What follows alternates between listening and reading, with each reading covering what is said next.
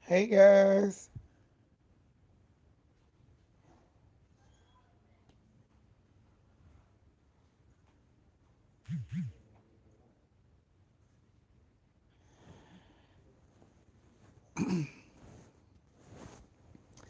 Hey everybody. Hey everybody.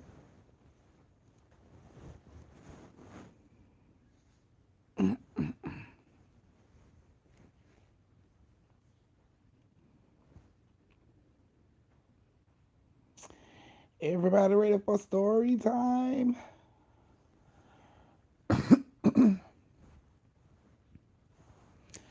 Hey Neil.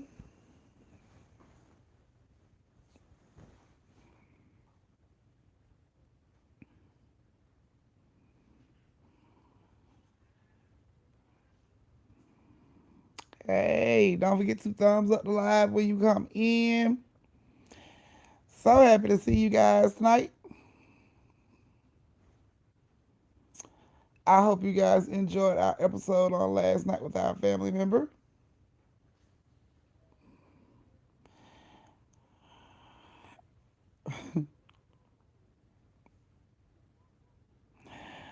And I don't even drink tea. My voice is all the way gone. I'm so sorry.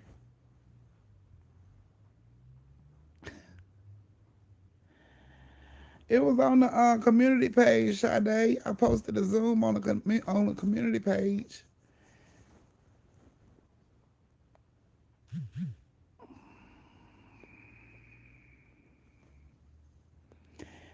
Yes, yes, yes. I'm so glad to see all you guys in here. Look at these badges. Oh my goodness. Yes, yes, yes.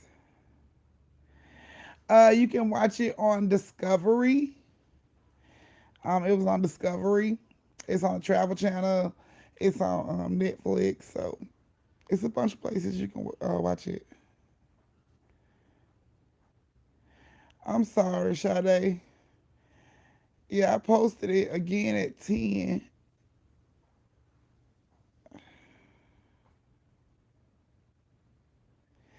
Oh my goodness. Y'all pray for y'all cousin. Nicole baby is going, um, is being sworn in into the army tomorrow.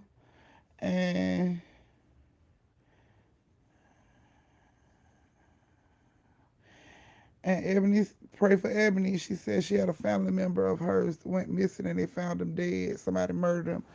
So y'all pray for Ebony as well. Y'all know when the family going through it, we got to go through it together. So keep her lifted.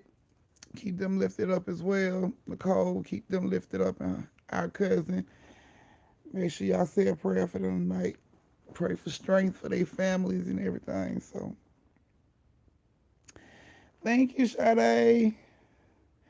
Yeah, Jakia, I put it back up around like 10 o'clock last night. So, yeah, and then I came on live for a little while just to let you guys know I was doing it. But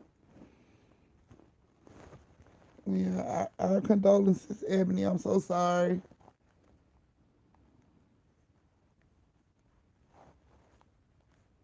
And Nicole, we gonna pray that baby boy be straight.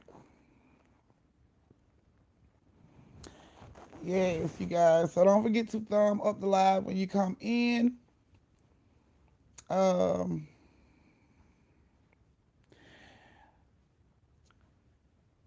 oh, I missed you too, Magenta. Um, me and your baby cousin got into it last night, and I lost my voice. I don't know what wrong with this generation, man. It just, oh my goodness, it's a lot. I don't know what to do about it. I'm about ready to pack her ass up and send her Lake Lanier. Be done with it. Okay, Juicy, what's your question? Hey, Tara.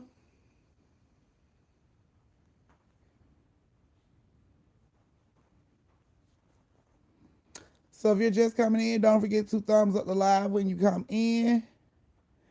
Yes, that's why I'm about ready to UPS that ass right on over there. So yeah, if you received your night lights, those are the only lights that I allow on during story time. So if you got your personalized AF night light, that's the only night light that I allow on at story time. Everything else has to be dark. If you can be in the dark, if you're driving, if you're cooking, if you're doing homework, I understand you cannot be in the dark. But if you're not doing any of that, I expect you to be in the dark. And I only allow the AF night lights to be on. That's the only thing you get.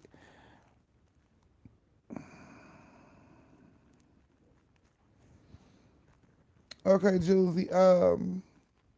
Quan back, y'all. Hey, Quan, welcome back.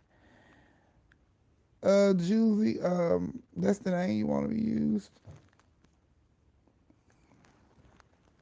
Yes, y'all been wondering what Quan was. And there's Quan. All right, Neil. Y'all been looking for the baby. There's the baby.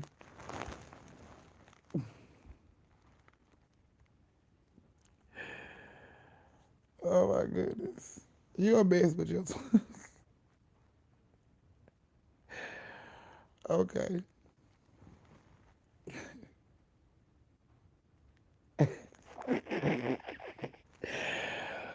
Quan, I'm so sorry. I had to get your attention. Yes, Magenta. I had to get your attention because you wasn't in the live that week. So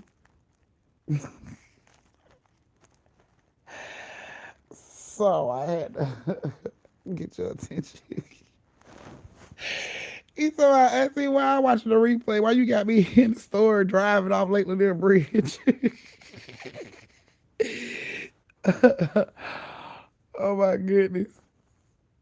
Um, on Prime, I went through my Prime on the um thing was the discovery of the travel channel and it pulled up that way.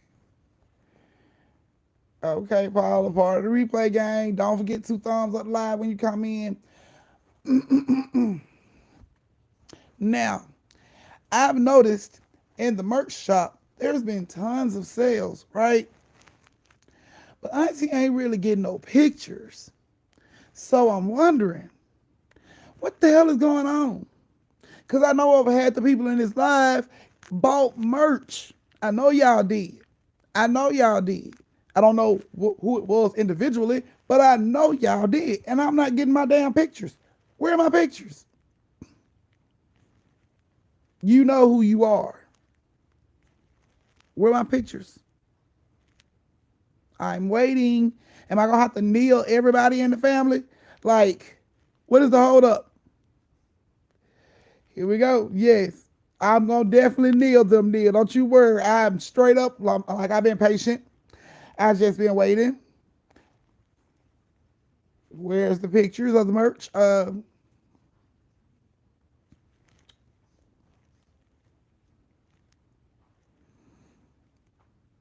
Before Halloween. Okay. I know some people don't got their merch though.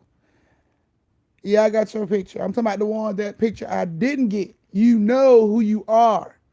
I want my pictures. Hey Amber, all y'all that got merch, I want my pictures. I'm gonna have to kneel everybody in here. I ain't even lying. Cause I know damn near everybody in this live right now got merch. And I ain't got my pictures yet. So I'm gonna start coming down on y'all ass like rain if I don't get my pictures. Giving y'all the benefit of the doubt like I gave Neil. Anybody need to wear they waist trainers for a couple days and then, take their pictures? Okay. Anybody need to do a couple pull-ups, push-ups, all that good shit? Okay, I understand. But I want my pictures. Like ASAP. Like Halloween is next weekend. I'm supposed to post these pictures next weekend. and I'm not getting my pictures.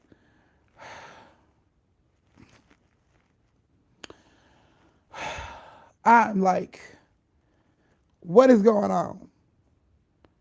Reality, somebody can't afford merch. It's okay, reality. The people who bought merch, they know who they are. Those are the ones I'm talking to. They know who they are. I want my pictures ASAP. Okay? Look, Neil on everybody. Neil co-signing. Yup, you have. Y'all heard Auntie. Hey, Jamaica. I push the goddamn button.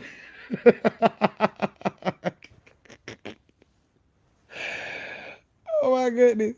So yes, I'm gonna need my merch pictures. I'm gonna start calling people ass out one by one.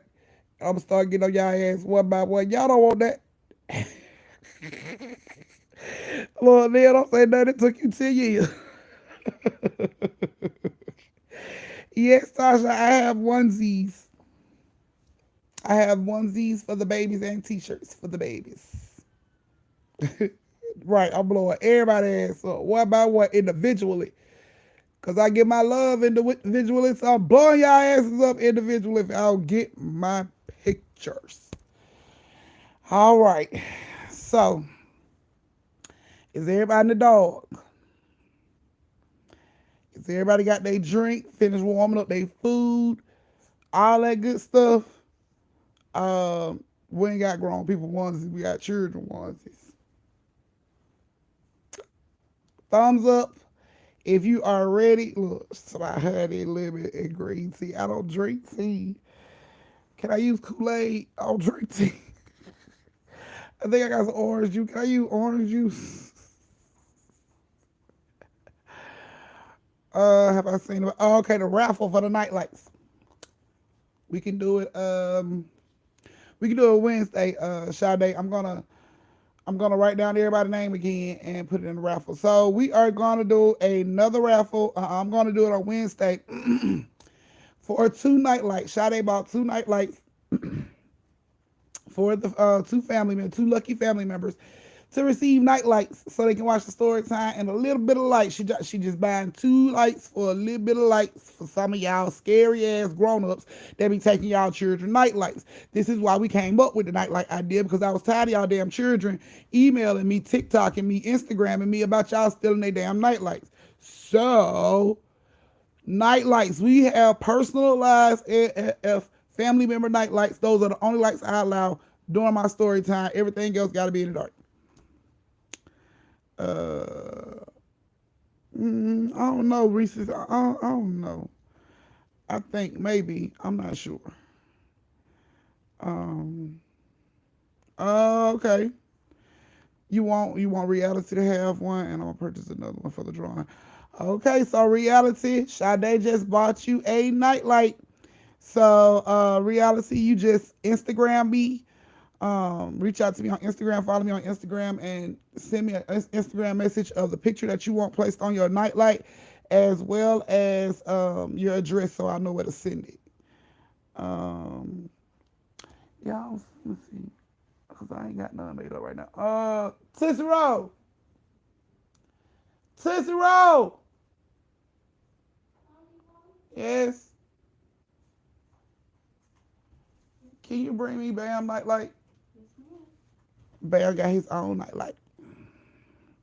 So I'll show you the Bam nightlight so you can see what it look like. I wasn't lying about them children emailing me. Y'all kids are emailing me like, Auntie, can you please get them off? Can we get our damn nightlights back?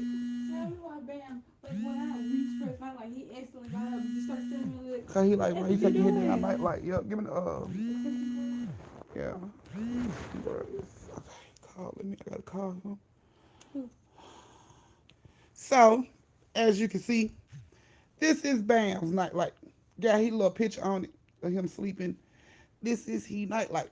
So, your nightlight will come with a personalized picture on it, whatever pictures you want put on it, and I will send it to you. So, in order to get the personalized, they show blue because we are the Lake Lanier family. Water's blue. Hello. So, and he love his little light. Like, yes, he do. See, as you can see, a little picture on there, him sweet. So yes, this is what the night lights look like. They are $10. You pretty much cash at me $10 and then follow me on Instagram and DM me the picture that you want on your nightlight as well as the address where you want me to send it. And voila, you have your nightlight. Now, those are the only lights. See that cute little light? Those are the only lights I allow during story time. Those are the only ones. Everything else got to be in the dark. I don't want to hear that shit about my phone on my light. No, no, no. No, no, no. No, no, no. That's, no. Night lights. That's it. That's it. That's all. That's it. So, honey, I ain't had no more issues since I went out there and checked that yard. I ain't had no more issues of nobody knocking on my window. So, oh my goodness, y'all, hold on 1 second. Oh my goodness. Oh He's so stupid, man.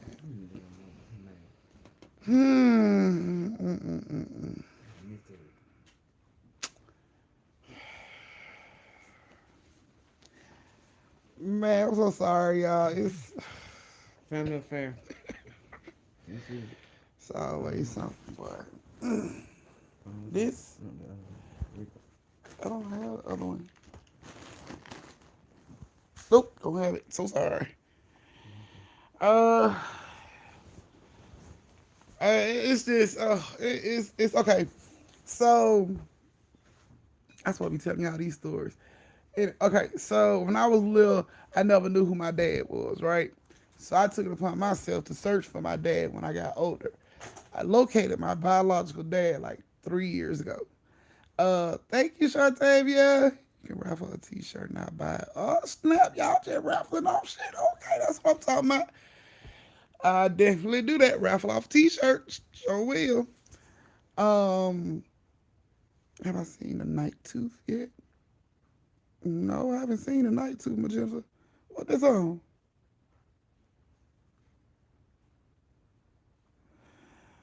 I ain't seen that. I'm sorry. No, so okay, so I located my dad, like my biological dad, like 3 years ago. So when I met him, he informed me that I had other siblings that I never knew I had. So I met my sibling, and it was a brother, and he was like maybe a couple years younger than me. And I was supposed to have a sister that's like a few years older than me, but I ain't never met her. I only got a chance to meet my biological dad once before he died. I talked to him a couple times, and then the one time I did see him, he had his motor mouth ass girlfriend with him, and he couldn't talk. You know what I'm saying? She was just there the whole time, interrupting. Yeah, she looked like this, and she got. So I never really got a chance to sit down and talk to him, and you know what I'm saying, get to know him as a person before he passed. But I did get to meet my brother. So me and my brother, ever since I met my brother, we've been, close. And he got some drama going on. And by him being my little brother, this ain't the brother I grew up with. Now the brother I grew up with, he's still here, but this ain't the one I'm talking about. This is the new brother that I found 3 years ago. But he's my baby brother. So because he's the baby, stuff be going on, and he's new, I gotta be a big sister.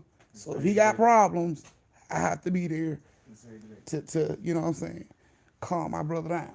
Because, he can go, and I be having to calm him down. So, had to take that moment out to talk to my brother, calm him down real quick.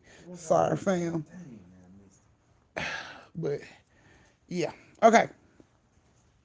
So, no, you can't do that. You know you can't do that. You cannot do that while I'm alive. Okay. So, if you guys are ready for the story time, please thumbs up the live. Don't forget to thumbs up the live. Shut up.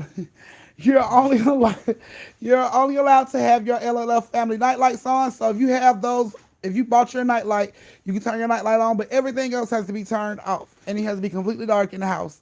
So yeah, If you hear that creaking of the door and you know you're the only person in the house, the story is getting good.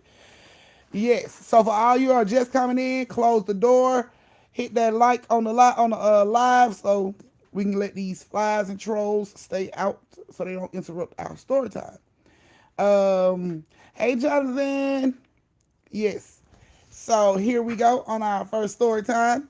Our first story time involves Sade, Paula, and James. Not my. All right, Paula. Yes, shut the door, please. Getting kind of cold in here. So yes, the first story involves Sade, Paula, and James. Okay. So I hope you guys are in here. I hope you guys like the story. Yeah. So Sade, Paula, and James were all roommates. Yes, please shut the front door. They were all roommates, and they had a nice little house in Lake Lanier area. So if you're playing the Lake Lanier shot game, there you go, Lake Lanier, Lake Lanier. So that's like 3 shots you need to give me already. If you're playing the twisties, poof, poof, poof, you already know. And if you got your Kool-Aid because you're a kid sneaking on my live when you know your ass supposed to be in the bed, Kool-Aid, okay? So, hey Kim. Milk, okay.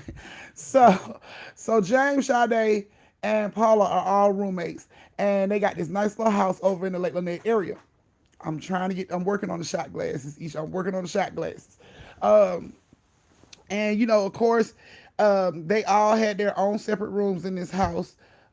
James lived in this house. Well, he got the house first, and he had 2 other roommates that did live with him, but for some reason they moved out. So that's when Sade shows up, and then Paula comes right behind her. So now it's a Three's Company situation in the house. So they're all roommates in this house, and you know, of course, Paula and Sade hit it off real well off the rip, you know, and they spoke to James all the time. But you know, they was asking James what happened to his last two roommates, like why they left, and he was just like, you know, they just didn't feel comfortable in the house no more. You know, all us in the house, and they trying to bring up girls over, and you know, roommates looking at each other's girls, so you know, they decided to leave. And Paula was like, well, I mean, what was the problem? I mean, just looking. It's not like anybody's trying to have sex with anybody. He was like, yeah, that's what I tried to tell them, but they decided to leave. So Paula and you know Sade living at that. Okay, cool. So Paula comes home one day. Sade's at work. James at home. Paula comes home one day and she see James in his room, naked in his window, just standing there, froze. And of course, when she walked by and see him, she like, oh, and she goes on to her room and she don't say nothing. She just like go in her room. She texts Paula like, girl, why James standing in his room naked, just staring out the window? And of course, they laughing about it. Like, girl, what he got going on? They laughing about it and everything, but nobody say nothing about it. So Paula come home later that day, and James, like Paula comes home probably like 2 or 3 hours later, and James is still standing in his window, y'all. He ain't moved. He ain't went to go pee. He ain't going to go eat nothing. He's still standing in his window, naked, just staring out the window. And Paula sees him, and she just goes on down, and you know she goes to Sade room, and she like, girl, I thought you were lying when you said that, girl. Why he still standing there? And Sade was like, she had forgot all about James. She was watching TV. She like, he's still standing there like that. Like, yes, girl, he's still standing there like that. So they both come out the room, they peek around the corner, and he's still standing there. It's getting dark outside, y'all. This man been standing in the window like all afternoon, like ain't moved. So they peeking around the corner, they see he's still standing there. So she was like, Sade was like, you gonna say something? You gonna say something to him? She like, hell no, you say something to him. Like, girl, I don't know why he's standing there like that. Like, you say something. James, and he don't say nothing. He just keeps standing there. James, are you okay? You know, do you want anything?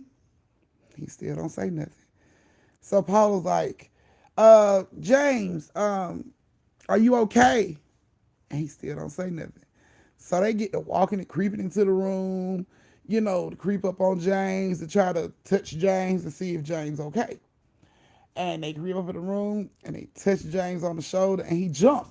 And he's like, what are y'all doing in here? And then he realized he naked. He like, what the hell are y'all doing in here? And they like, you won't be standing here all day like this. Like, we've been trying to figure out what was wrong with you. And he pushed them out the room, like, get out my room. He closed the door and they come out the room like, Bitch, is he okay? Like, huh. So they go into Sade room and sit down. Like, girl, is he okay? Like, what is wrong with him? Like, man, this is why I don't do roommate situations, man. Like, already he's starting with the crazy jump. So he knocks on the door while they in the room talking about it, and they like, come in. He comes in. And he's like, hey guys, I don't know what was going on. I just want to let you guys know, there are rules in this house. So if if you see a closed door, you knock on it before you just come in. Please don't just walk in my room, without me telling you to come in. And they like, fuck you talking about closed doors? Your door wasn't closed. Your door was open. We were calling you through the door. You wasn't saying nothing. He was like, no, my door was closed. I closed my door. He was like, so I don't know why y'all was in my room, but I really would appreciate it if y'all would stay out my room. Okay. Cool. Won't come in your room. So he goes on downstairs to cook him something to eat or whatever. And they in the room like, this nigga's ill. Like, what is wrong with him? Like, he was the one just standing there.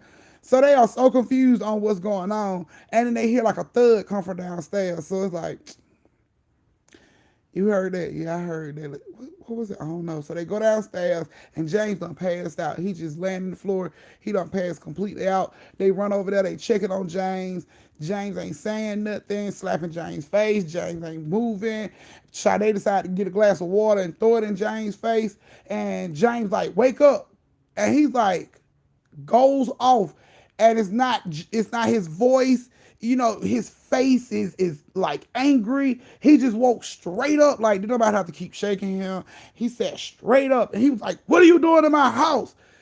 And they like, James, they starting to back up. Like, James, what is wrong with you? And he jumps up and he's like, what are you doing in my house? And they like, oh my God, what the hell is going on? He like, what are you? And he looking around the kitchen and they like, James, are you okay? And he reaches in the drawer for a knife and he starts to chase them over the house. And they are running like screaming at him like, James, are you okay? But James ain't hearing it. All he is screaming is, why are you in my house? And it's like his voice is different. And they run upstairs. When they get upstairs and go into the room, he is beating on the door, trying to stab through the door. He is hollering at them, why is you running? Why is you in my house? Get out of my house. And they like, what the fuck is going on? Like, what is wrong with him? So Sade grabbed her phone. She called the police. She like, we need the police here. My roommate is trying to kill us. We don't know what's wrong with him. Can we please get some help here? Police shows up. James is sitting downstairs in the living room eating dinner.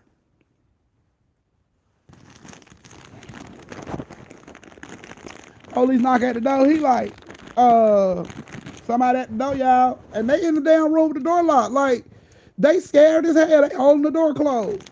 They hollering out the window, officers up here, just come in. He gets up, goes to the door. They like, put your hands up. They doing all this shit. And they come in and the girls run downstairs and Sade and Paula's like, he was trying to kill us. And he like, what? Like, he like, what? Sucking chicken grease off your head? What the hell y'all talking about? I've been downstairs eating. Like, no, you tried to kill us. Like, what the hell are y'all talking about? The police took, both of them to the side. They took James to the side, took Paula and Sade to the side, asked them what happened. Sade and Paula was like, he chased us upstairs with a knife. He was beating on our door. If you come look at our door, you can see the stab marks that he was chasing us and beating on our door with his knife. Meanwhile, James was like, sure, I was just out there cooking me something to eat. Y'all started beating that damn door. I don't know what's going on. James had no idea what's going on. James was eating dinner. That's his story. He's sticking to it. So the police like, how these knife marks get in the door, sir? He's like, I don't know. That's their room. That's their door. I don't know. Maybe they're trying to hang something up. So the police like, you know what? Maybe if you ladies feel unsafe in the house with him, maybe y'all should just leave, get y'all a hotel. And they looked at him, they like, officer, he really don't remember. And the police is like, he is very nonchalant for somebody that just tried to kill y'all. Like, he really has no idea. He don't know what y'all are talking about. He is so lost right now. And they're like, okay. So he really, no ma'am. Are you ladies gonna leave? Like, nah, we okay to stay. Okay. So Sade look at Paula and she like, girl, what you think?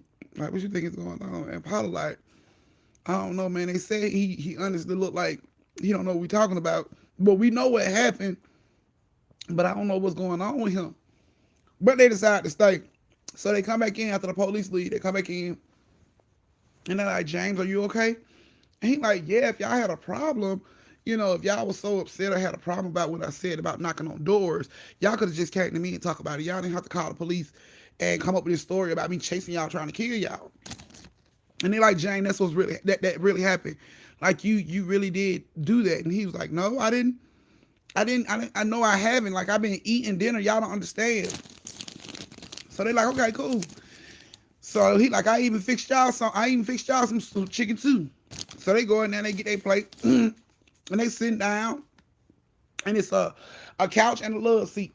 So he's like on the couch with his feet and stuff on the couch, and they both of them is on a love seat with their little plates, eating, watching TV with him. He laughing at the TV show and they eating and watching. And they start to get comfortable and they looking at TV and they laughing, at the show. And a part came on that was like really funny and they both was laughing, but they noticed Jane wasn't laughing.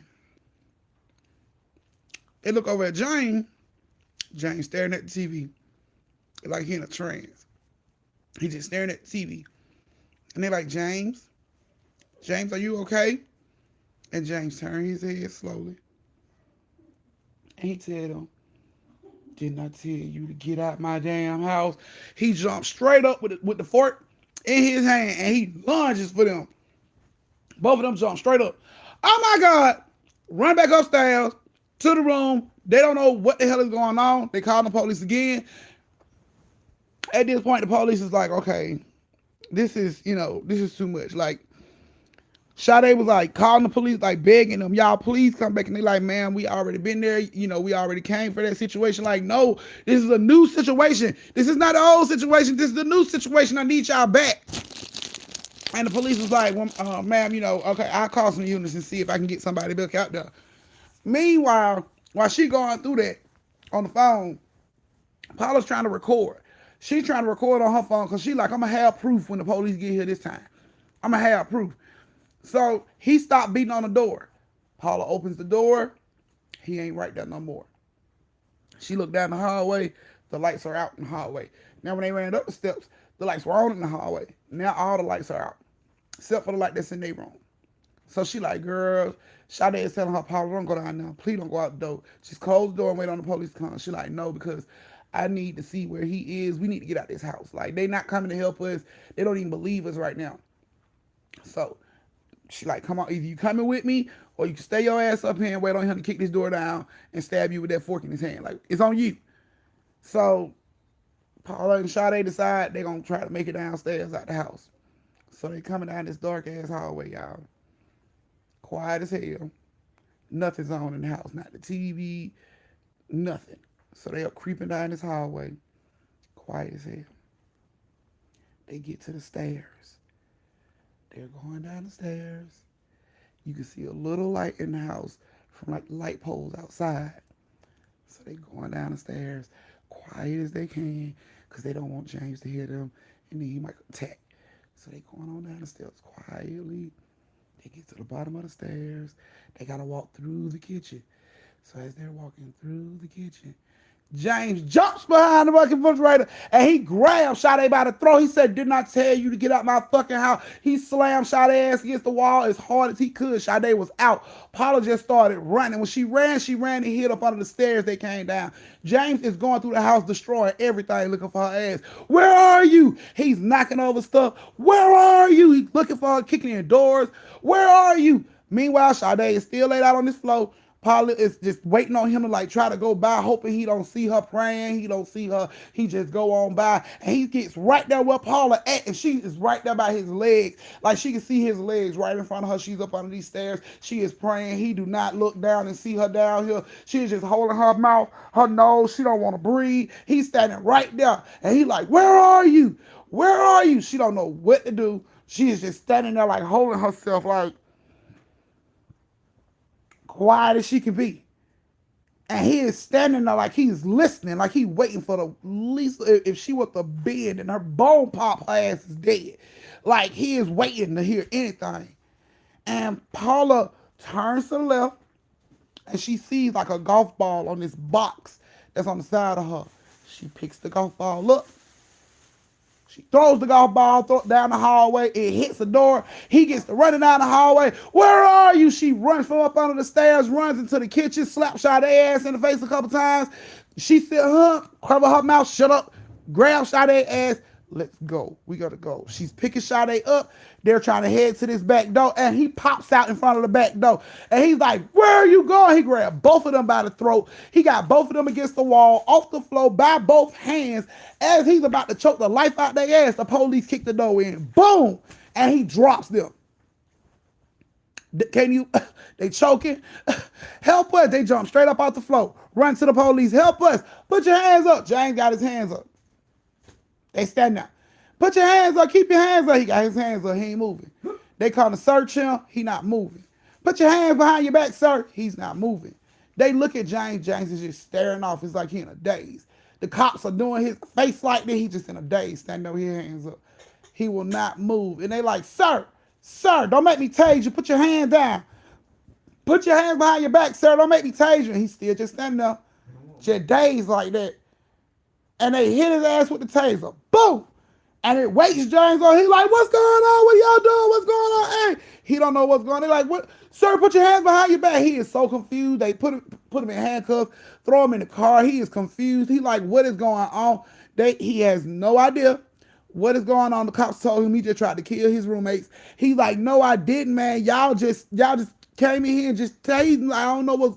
He couldn't get nothing out, y'all. He was arrested for assault. He was arrested for kidnapping because he would not allow them out of the house when they were trying to get out the house. Yeah.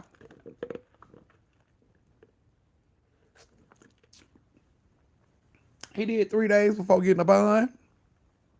And by the time he bonded out and got back to the house, Sade and Paula had already moved out, already got attorneys, and ready to press charges on his ass and take him straight to court. Like, they ready to do everything they need to do. And it doesn't matter about Lake Lanier being haunted and people having the ability to be possessed by spirits and hateful things that's going on over there. They don't want to hear that shit. Don't neither one of them want to hear that. Nope, that ain't no excuse.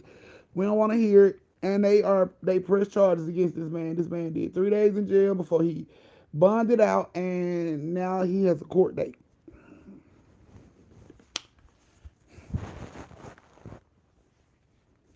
And yeah, now they are, and Sade and Paula are looking for the 2 roommates that lived there before them, so they can see if it was kind of like a cycle or pattern. He told them it was 2 dudes. They don't know if it was 2 dudes or 2 girls that he did this to. So yeah.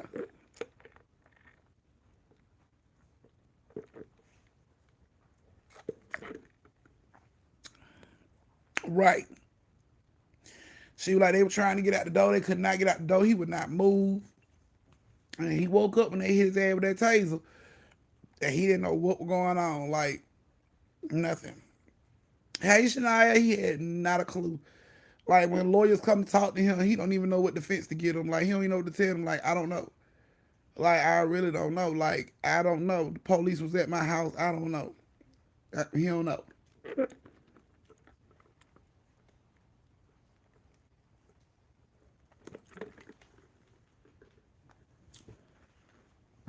Happy belated birthday, Shania.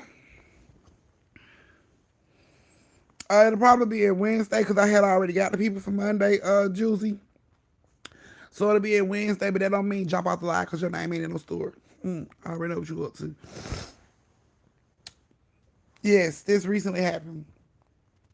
And they are currently looking for the people that lived with him before they moved in because they feel like, he have done this before, so, and then they feel like he playing. They feel like he lying about the whole I don't remember and blacking out and all that stuff. They feel like he lied. Gone, Juicy. That body better be snatched when I see it in my gear too. You talking about you going to the gym. So, yes. So that's y'all first story. I hope y'all liked it. So this is your brief intermission where you get to go to the bathroom, get you something to drink, pop you some more popcorns, warm up your honey buns, all that good stuff, twist up your twisties, refill your shot glasses, and all that good stuff. So, look, you late, late, not pre-story, not pre-story. So yeah, that's you guys' first story. Um, yeah, that's your first story. So I wish I had my. Can you see my pen? Let me see it. So I will be right. So I'll be starting the next story time at 8:55. So you got time to do everything you need to do. Yeah, they don't want to hear that though. Paul and Shaw, they don't want to hear the stories about Layla Nash. They like that ain't no excuse. They don't want to hear it at all. So, and now, DJ, it'll be the second story next. You better go to the bathroom and get your popcorn. Don't forget to thumbs up the live when you come in. Please close the door. It is cold. Thumbs up the live when you come in. We don't want no trolls in here interrupting our story time. So, yeah,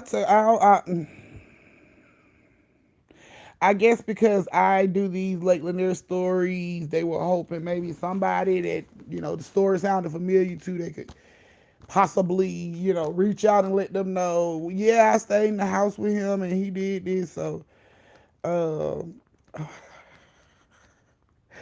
now the watch party for All American shows. Oh man, okay. That's what's up. I know she's so excited. Okay, so let's see.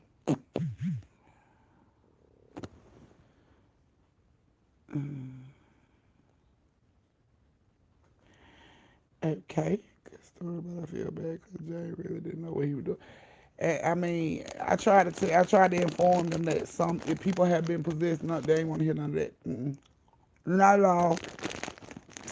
Not at all. They ain't want to hear it. Oh, I hope he said happy birthday. Mm-mm-mm.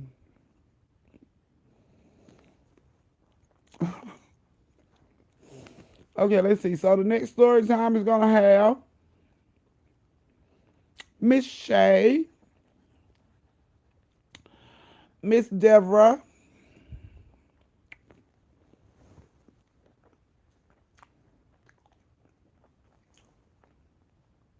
some do, Paula, some don't.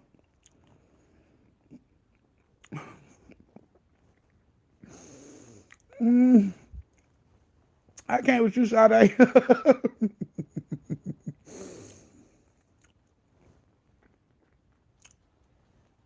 No, Aileen, you didn't.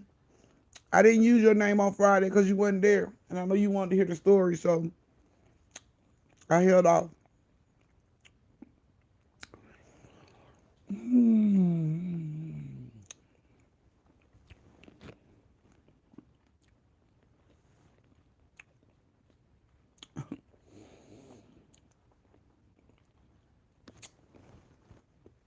Okay. So, yes, while we are waiting for our family members to finish doing everything they need to do, um, are there any nightlight purchases? Because they go out on Friday. I send them out every Friday so y'all can at least have them by Monday story time. So let me know, are there any nightlight orders?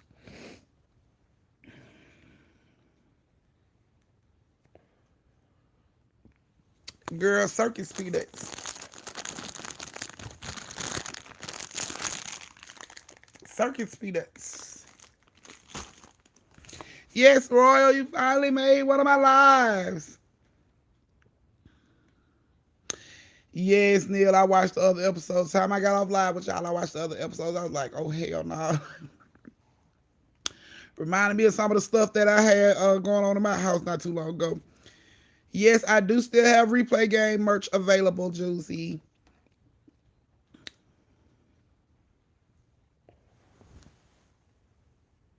Yeah, it is.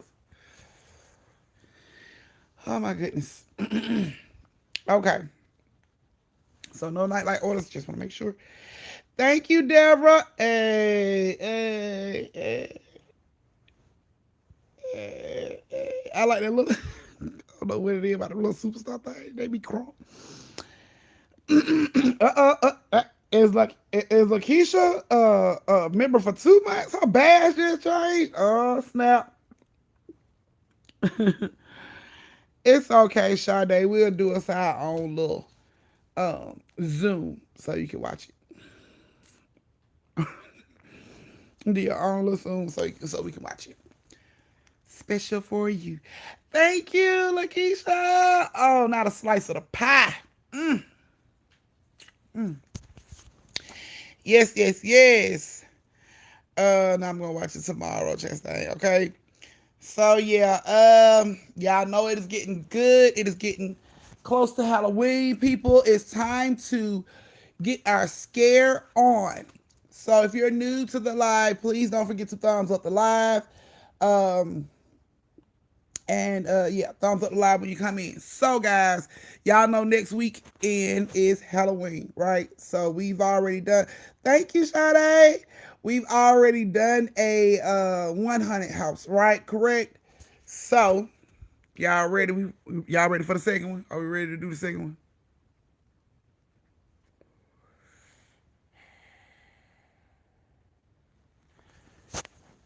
Hello. Are y'all ready to do the second haunted house?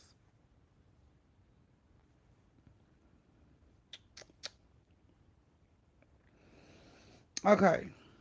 So, uh, see reality. You ain't got to be a mathematician to figure it out.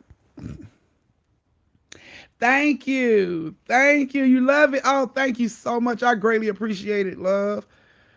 Oh,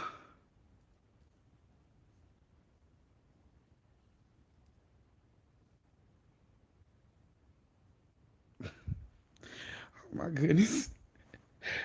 Oh my goodness, Isha. Yes. Okay, guys. So now the next haunted house, the next haunted thing we are doing is called Fear the Woods. Okay. See that? It's called Fear the Woods. Now, as you can see, they have three different types of haunted attractions. Okay. Infestation.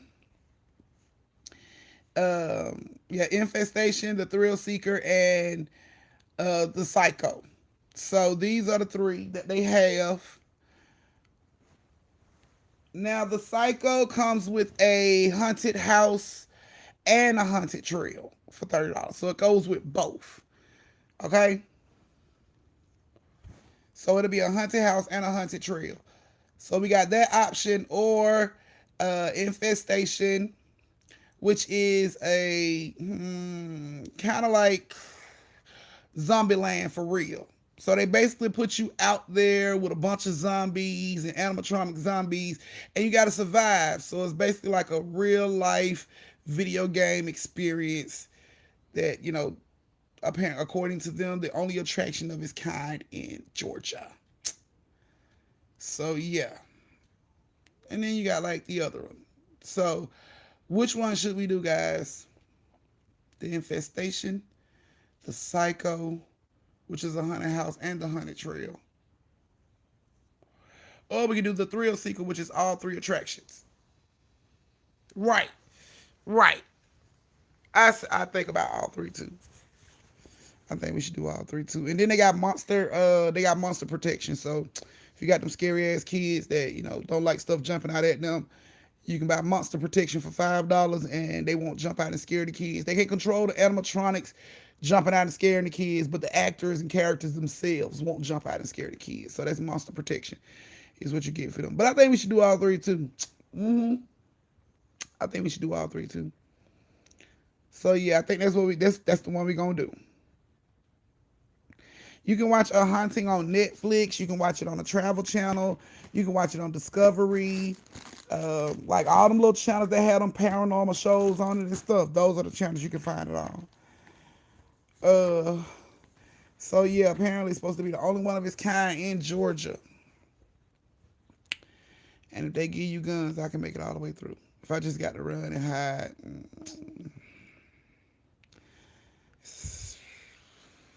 yeah. The outdoor video game, extremely dangerous, and not everyone makes it out alive. The outdoor video game experience combined with real life interactive walkthrough is the only haunted attraction of its kind in Georgia. Thank you, Reese. Will you be good enough to keep you and your partner alive?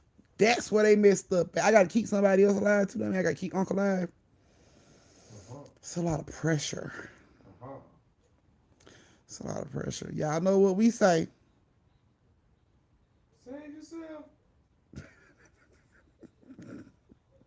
my uncle to go. Oh my goodness. Oh my goodness, girl. Hold on to her. I don't know if you can, but I figure if we outside, can't nobody really keep up with you like that, you know? Like when I do infestation and stuff, can't nobody really keep up with that. You know what I'm saying? Boy, see, sorry, but you dead, bro. He's about I could run. Go have to. Go have to. Unless they give us some weapons to protect ourselves. Then we'll save. Then we can save ourselves. So we went to the haunted event this weekend that just passed, and I guess for some people it was so scary. A girl passed out. Ambulance had to take her off the scene. They had to come check out. So I guess it was if some folks just can't take scary houses, you can't take everybody to scary house. So be careful taking these children for the first time. Baby might fuck around and have an asthma attack, and y'all be taking that long trip to the hospital, sitting all night long. So, yeah, I'm telling you, honey, they okay. So yeah, that's one of the that's the haunted house I think we're gonna do this weekend. And my baby says she wanna go. She gonna see exactly what I mean when I say self-preservation. They're gonna put her ass out instantly. You're infected. Get out. Get out of here. Like, get your ass out of here. Don't come hide over here. What? We were talking about that in the car the other day, y'all, and it was like the dumbest. Yeah, we were talking about it in the car the other day, and I was telling my kids, I was like, you know, if a burglar breaks into the house, you need to at least have a good hiding spot. You know what I'm saying? Just in case mama can't save you, you need to have a good hiding spot on where to hide. You know what I'm saying? When a burglar come in. So Aunt was like, shit, they come in, I know where I'm going to hide. Your baby cousin, my baby girl was like, oh, I got plenty of hiding spots. Why y'all other cousins were like, I'm just gonna freeze. I'm gonna stand there and I'm gonna put my hands over my eye. Like, what the hell is that gonna do? She's like, then I'm gonna chase one of y'all. I'm gonna hide one of y'all. Like, no, the hell you ain't gonna hide. She said, about what I'm supposed to do then? You supposed to hide. You don't need a motherfucking teacher to tell you to hide at this point. You need somebody to direct you on where to hide. Are you kidding me right now? Like, your ass is good as dead. My baby girl told me, if I got to get in the dryer, my ass will be in the dryer and turn it on just so they won't think anybody's in there. I'm like, here your baby sister can come up with all these places to hide, and you can't come up with one goddamn place to hide. She talking about, I'm gonna ride with Trey. No, hell, you ain't gonna ride with Unc. No. She talking about, I'm gonna ride with Unc. I'm gonna hide with him. No, you not. What are you talking about? You gonna get him killed? Try to hide? No, you gotta have your own hiding spot. She said, "Mom, I don't know what I'm gonna do." She said, "Y'all didn't tell me to run and hide. We gotta organize this shit. Burglars coming in. We gotta organize this. Are you serious right now?" So as the burglars are working on the locks, we supposed to be at a huddle. Like, look, guys, this is what we're gonna do. No, everybody's gonna scatter because it's gonna be every man for himself. My daughter ain't gonna care where I am. She's gonna go hide and hope that my ass is hiding too. Ain't nobody gonna care. She's standing around somebody. Y'all gonna have to hide me. Hide you? What the heck? Give me that cell phone. You don't need no cell phone. You have to play hide and go see in this house for the next 2 weeks. I'm not playing with you. Like, you gonna get us killed? Trying to hide in the spots we hiding in. No, I'm gonna kick your ass straight out. Y'all remember that part of that scary movie where that white girl tried to hide with Marley and he kicked her ass out that closet? That's exactly how y'all cousins gonna come out that closet. She gonna be on the kitchen floor, belly first, slide across the kitchen floor. Safe, cause you ain't hiding with me. Are you kidding me? Somebody y'all gotta tell me where to hide. Are you for real right now? Like, I told her, I said, look, okay, we gonna keep this shit 100. Are you serious right now? Do we really have to tell you where to hide if a burglar comes in? She like, yes, mommy, because I'm gonna be so scared. I'm just gonna stop on my ears. Your ass finna die. You finna die. Let me go and get some insurance on you today. Your ass finna die. Cause if that's the thoughts that you come, are you serious? Those are the thoughts. That's what you coming up with. I'ma hide with y'all. No, you not. No, you not. I'ma kick your ass right out in front of the burglar. Boom. She in the house by herself. You gonna say, haha. Right. How she come out. How she hit the floor and slide across. Ha ha. She at home by herself. We are out here. If they don't find us, We here. we ain't here. Like, what the hell? She said, I'm just gonna open y'all doors and be like, they done found us. No, the hell you ain't. What are you talking about? You better die alone. What is wrong with you, girl? You better take one for the fam. Nobody gonna be in the house. You're gonna be hiding. Man, you better take one for the fam. You better quit playing, man. I couldn't believe that shit. She was so for real, y'all. It was so sad because she was so for real. She was like, mama, what I'm gonna do? Like, for real, what I'm gonna do if y'all ain't gonna hide me? Man, we had to call looking at each other like, is she fucking bananas right now? Like, she don't know to just hide.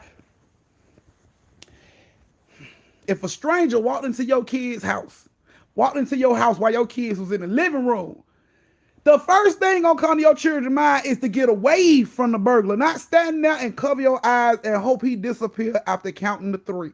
No.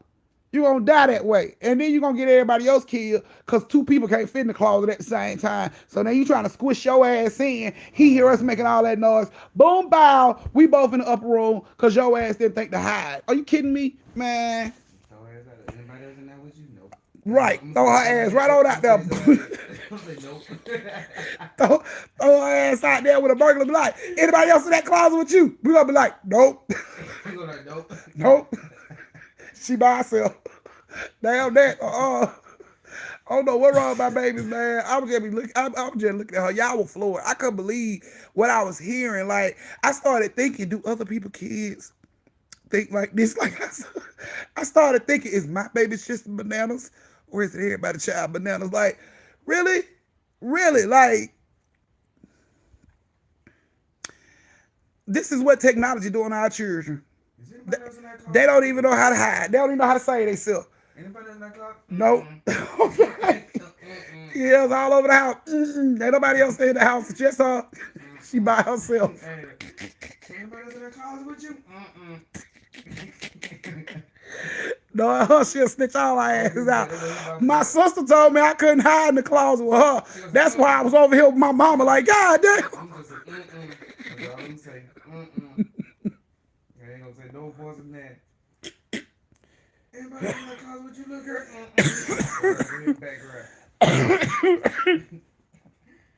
What the fuck that was? Y'all don't understand. So nobody in that closet with you. Have to straight up leave her ass. She got to take that one for the team, but she got to take that one for the team. I ain't even lying. Y'all children do that. I ain't even lying, man. I ain't even lying. If a zombie, boy, tell y'all something, parents.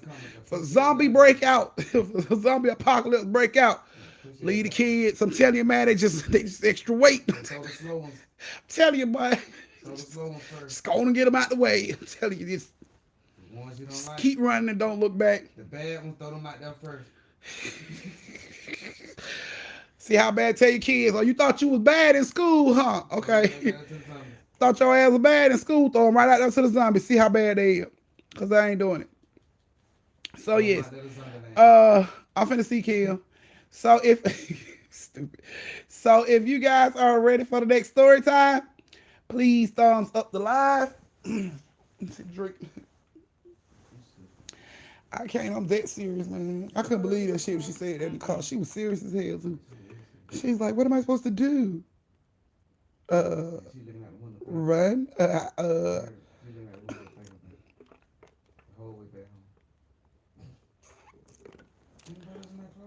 Like, we got to organize the run. You know what I'm saying? Like, left, right, left, right, left, right, left, right, left. That's what we doing right now. Okay, left, right. God damn. I've got to hit A and D.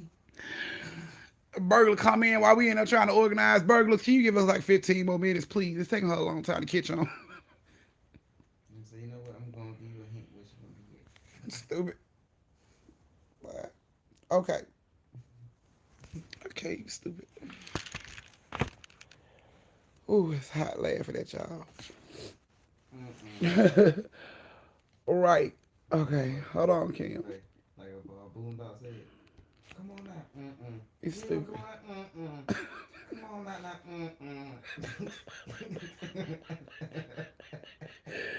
I can't let you rag. Got my head hurt. Okay. Okay, come on, everyone. Thumbs up. I can't. Well, I be wondering. I be wondering to myself, is it another parent in the world getting asked these dumbass questions at the same time? At the same time, I'm getting asked these dumbass questions. They scared to say it out loud. Oh shit. Mm. You talking about the one I was just talking about, Kim?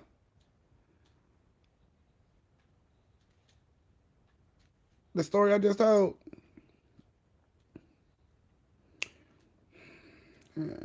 Y'all got pictures. The zombie apocalypse, anything. Y'all got pictures. You can remember them. Wow, that dead weight.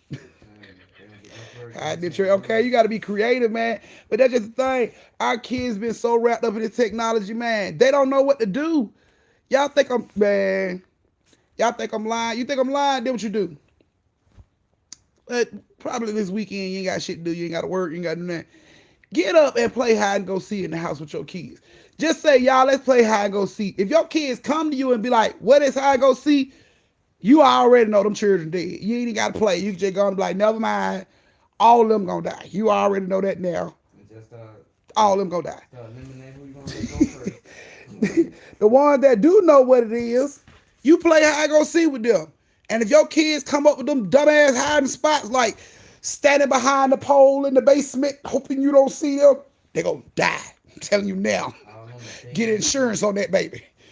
If you go in the kitchen and your baby is under the table and you ain't got no tablecloth, put insurance on that baby. That baby ass gonna die. I'm telling you, you'll see it. It's gonna make you sad as a parent. You're gonna be like, oh my God, what have I been doing as a parent? My child don't know how to hide.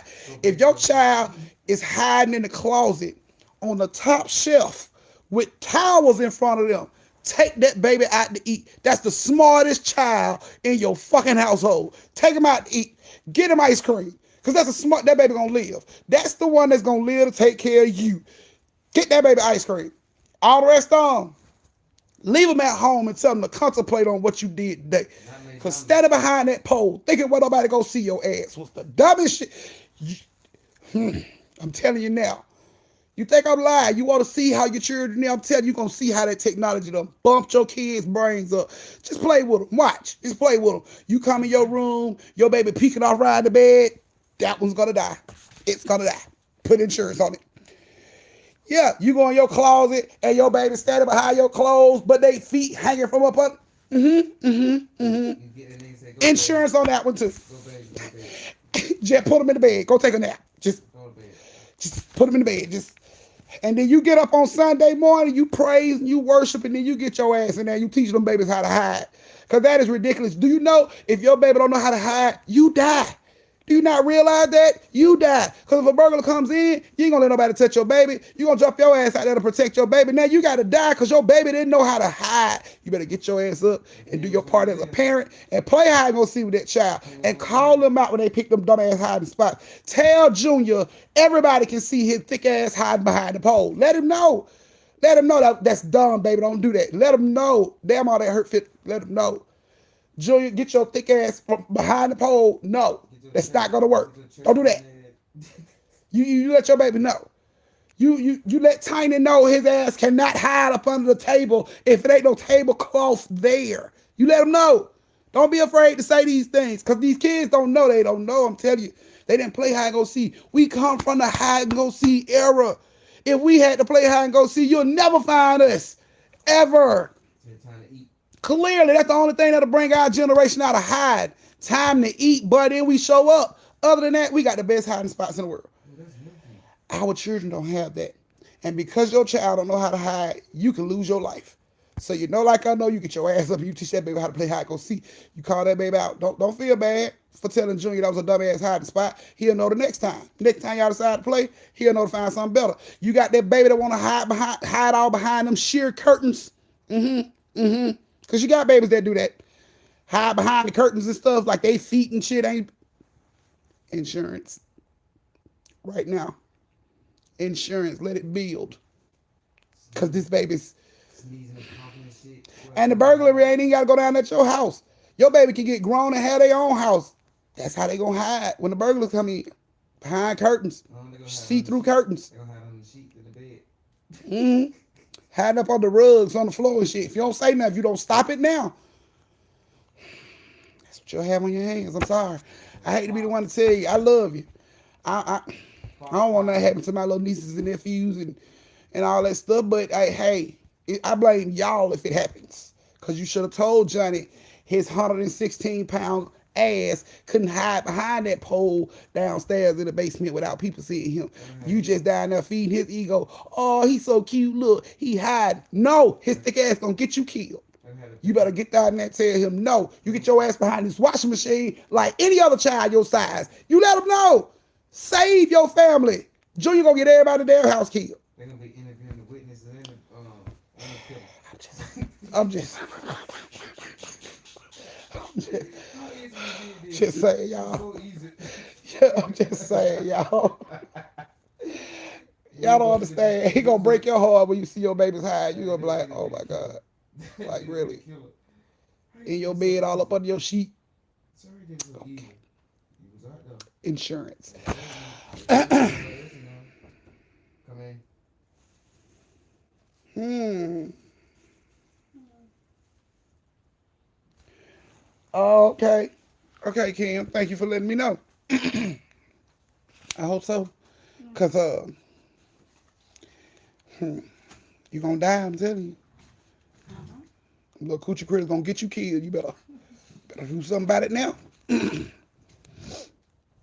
Can't blame nobody. Can't get mad at Junior when the burglars come in and they end up having his ass hostage because he decided to hide behind that pole and you never told him. They gonna interview that damn. Go interview everybody. Killer gonna be there like, it was so easy. I'm sorry. It was just so easy. I couldn't resist. They were just everywhere. They were just laying out waiting on me to come kill them. Nobody tried to hide from me. Nobody tried to hide from me. I just thought everybody wanted, you know. So I can't with that, man. Tell you what.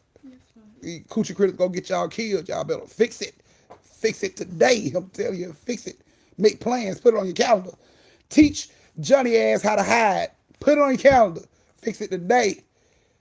Or y'all ass gonna be in the upper room a few years from now because Johnny thick ass decided to pull some bullshit. So fix it today. Right now. Telling you, but can you imagine trying to explain it to Peter up at the pearly gates? What happened? Well, Junior was 116 pounds and I didn't want to tell him he was big. You know, I didn't want to fuck up his self-esteem. So when we used to play hide go see, he used to hide behind this thin ass pole we had downstairs. But I never said anything, you know, because I didn't want to hurt his self-esteem. And then one night some, you know, killers and burglars came in and I told everybody to go hide so they wouldn't find him. And Junior stood his thick ass behind the pole and the man was like, if y'all don't come out, I'm going to shoot Junior thick ass. And I wasn't going to let him hit my baby. He wasn't going to shoot my baby. So I jumped my ass out there to catch that bullet for my baby.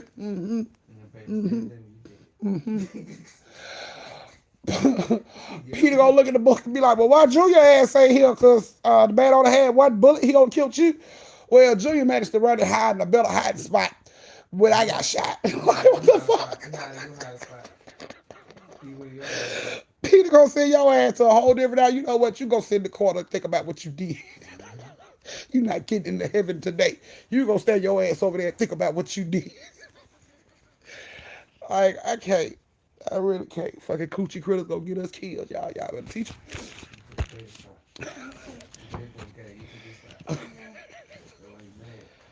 Oh my goodness. I was in English language arts class, and there was Right. Long as you ain't gotta be the fastest person. Long as you can outrun the slowest person, you safe.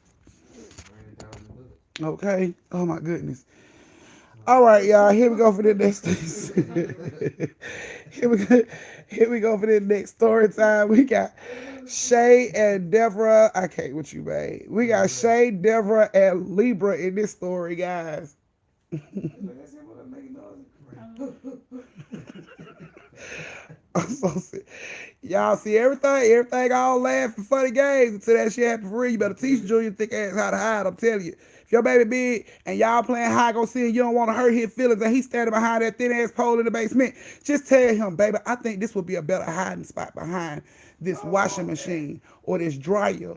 Cause your shoes was sticking out from behind that pole. So we gotta get you a better hiding spot. Like, come on, man. Don't just leave Junior that. Oh, that's gonna be a great hiding spot. Your whole family gonna die. All y'all gonna make the news. Cause Junior ass. I hope they don't see me. Junior ass. No. Coochie Critter's gonna get y'all killed. Y'all better quit playing. I'm telling you, the biggest thing in the house, Junior need to get his ass behind. Don't. I'm telling you, y'all all gonna be in the upper room, looking stupid at the pearly gates, while Junior ass down here eating cheeseburgers on y'all dime. So, here we go. we had a surprise spelling bee, and she was like, when if you win this one, you're going to the school spelling bee. If you win school spelling bee, you're going to the state. If you go to state, it's United States, right? And I honestly thought I was gonna like fail, because she had words like hippopotamus, tricyclophobia up there. Okay, you gonna have to freeze right there. I got my. I got. Hold on. If y'all have Hardee's near you, go try the hot shit. Hold on, you gonna turn into a whole commercial. Now she loved it. Let me see. There, yeah, I'm trying to see where you're coming at.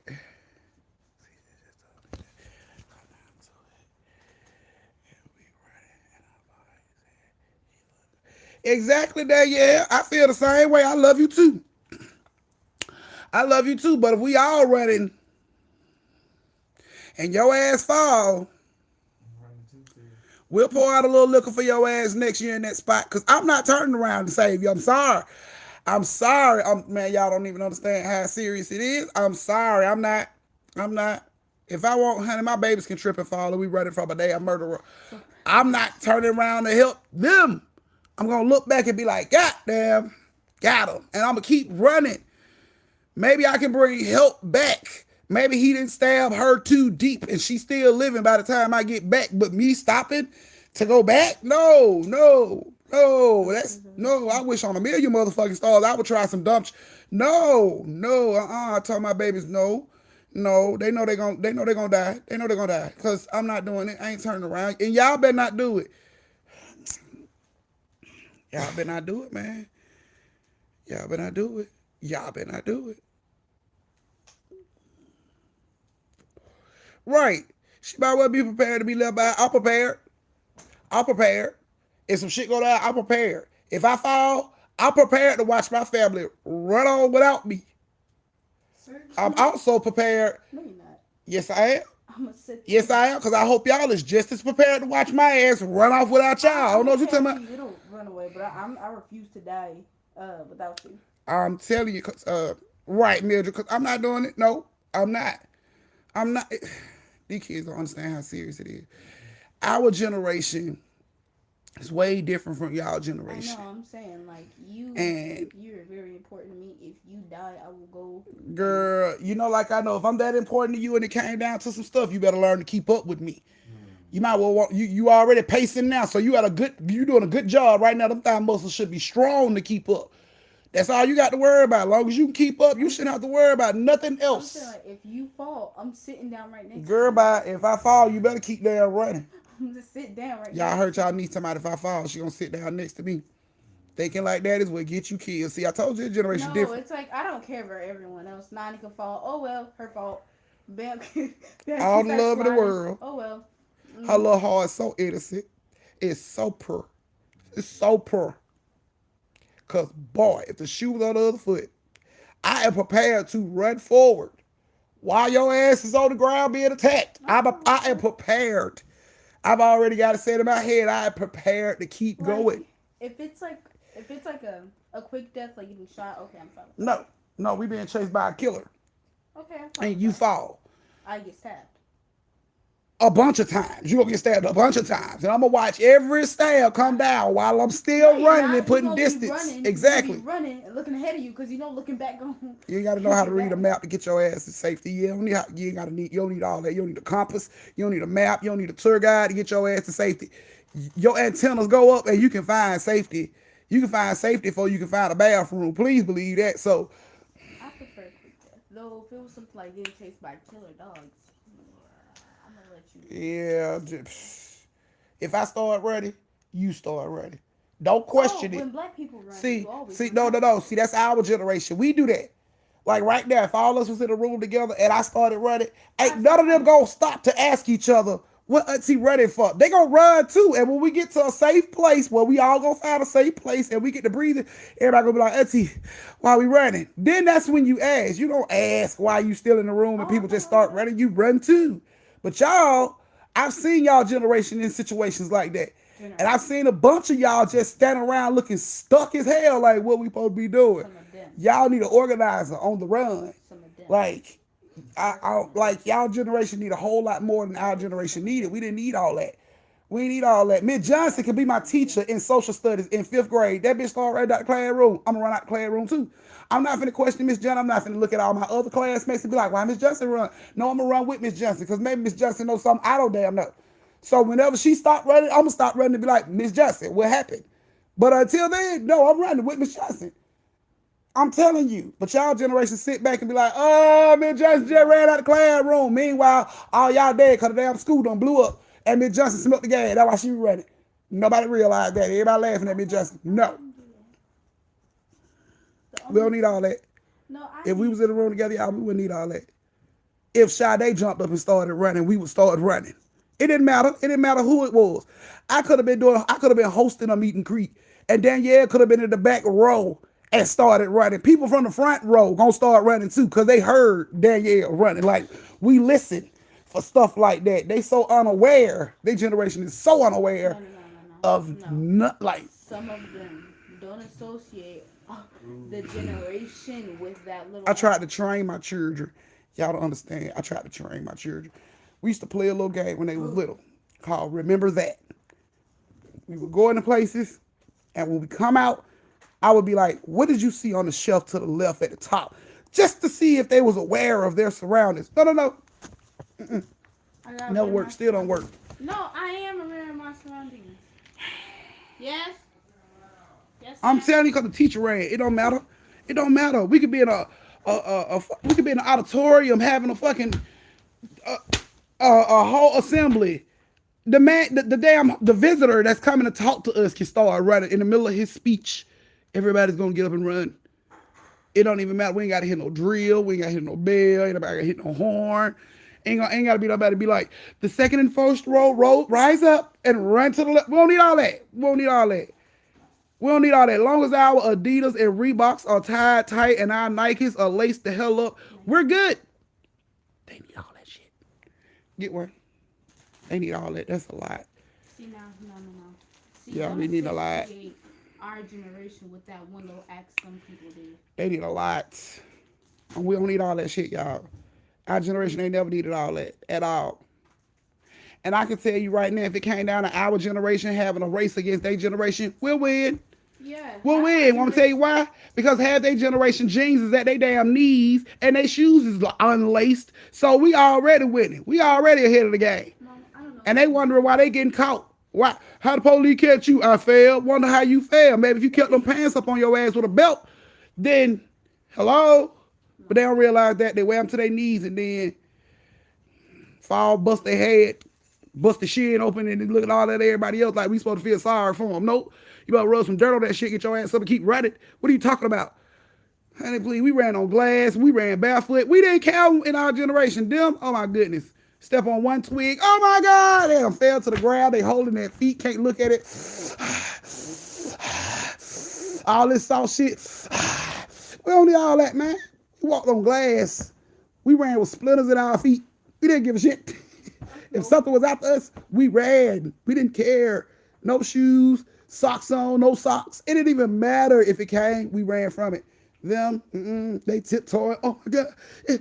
It's rocks over here. Not meanwhile, killer cutting your throat because you tiptoeing over everything. No. You run on glass, rock, sandpaper, bottle cap tops, all that shit you get to get had it.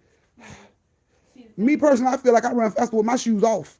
So shoes is the last thing I'm looking for. Some shit go down, but my baby with my flops or my slides.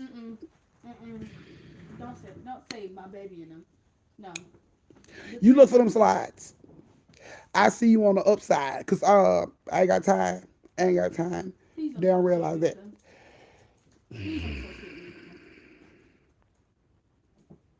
My child will call out of school for a splinter in her finger. Girl, I done went to school with a whole broke arm and still played gym. What are you talking about? Like, they are the softest generation I've ever seen in my damn life. We wish we could start over. Is because half our generation do not care about their lives and would wish to die anyway. I ain't please. We ain't got time for that. That's because y'all. That's y'all. That's y'all. That's what y'all want to do. We got reasons to live, especially when it's a threat. I got a reason to run. Half time, I don't even need a reason to run.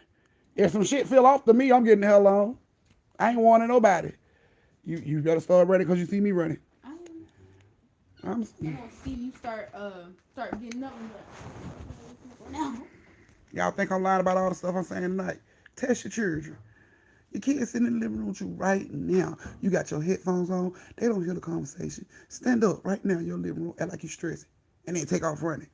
Watch how your children sit there and look at you like you're crazy. Insurance on all of them babies. Insurance on all of them. Every last one of them that's still sitting there when you get through running to the kitchen. Insurance on them. Y'all think I'm lying about this stuff. It's no joke. Test it. You got children around you. You got nieces and nephews around you. Stand up right now and just take off running and see how many of your children don't run. Watch how they look at your ass. Why you running, mama? Auntie, what's wrong? Sad. You're just going to feel sad. That's the feeling you're going to get. You're going to be like, Lord, where's this world coming to? You're going to feel sad because these insurance on all of them. Every last one that's still sitting on the couch. If you jump up and run and two of your babies run, the other two sit there, call the insurance man tomorrow. Let him know I need a 2-for-1 deal. Call the insurance man tomorrow because those are the ones that's going to cause you problems. Now I can tell you this now. I am more self-aware than I was when I was younger. I've been told that by an elder, so I know it's true. And if I see a black person run, I'm gonna run with them. I don't give a damn what color they is. They can be green, they can be white, they can be orange, they can be red. If they start running, I'm running. If I see a person run, they running, I'm running. Hell, the bus driver can jump off the model bus and start running. I'm gonna jump off the model bus and start running with his ass. Hey, bro, you left the bus back here. We back here. Why you running? See. I'll just say, I'm telling you, boy. Gonna be a whole lot of slow singing and flower bringing with these kids, boy. Whew. Okay, y'all. I'm so sorry. Just rambling with these kids. Yeah, exactly. There, yeah, exactly. That's the whole problem right there. Damn, hair everywhere. Think I'm lying? Try it. Y'all got children. Y'all got nieces. Y'all got nephews. You ain't got to try it tonight. They can come over tomorrow. Just try it. Open the door for them. Come in. Hey, baby. Just take off running. Watch out for them kids. Be like, what going on? They gonna cry. What happened? Yo, soft ass babies. If you bring them with you, that's gonna be impossible. But the bright side to that story is you not alone. It is other soft, silly, gullible ass kids out here in the world, just like yours. And you're gonna feel good. That's gonna comfort you. It ain't just my baby. My baby just ain't, My baby ain't just the only one bananas. Other people in the world, baby's bananas too. You'll feel better. Hmm. See, I'm not gonna be one of them kids. And here we go. I'm not gonna So be. this story How has dare you? Shay and Deborah and Libra in it. Y'all see how Okay? disrespectful that was? Girl. Y'all. Cut all about head shit. It's the truth. It's easier said than done. Okay. So these three young ladies, Deborah and Deborah and Shay are sisters. Libra's a cousin. They lived in Lake Lanier.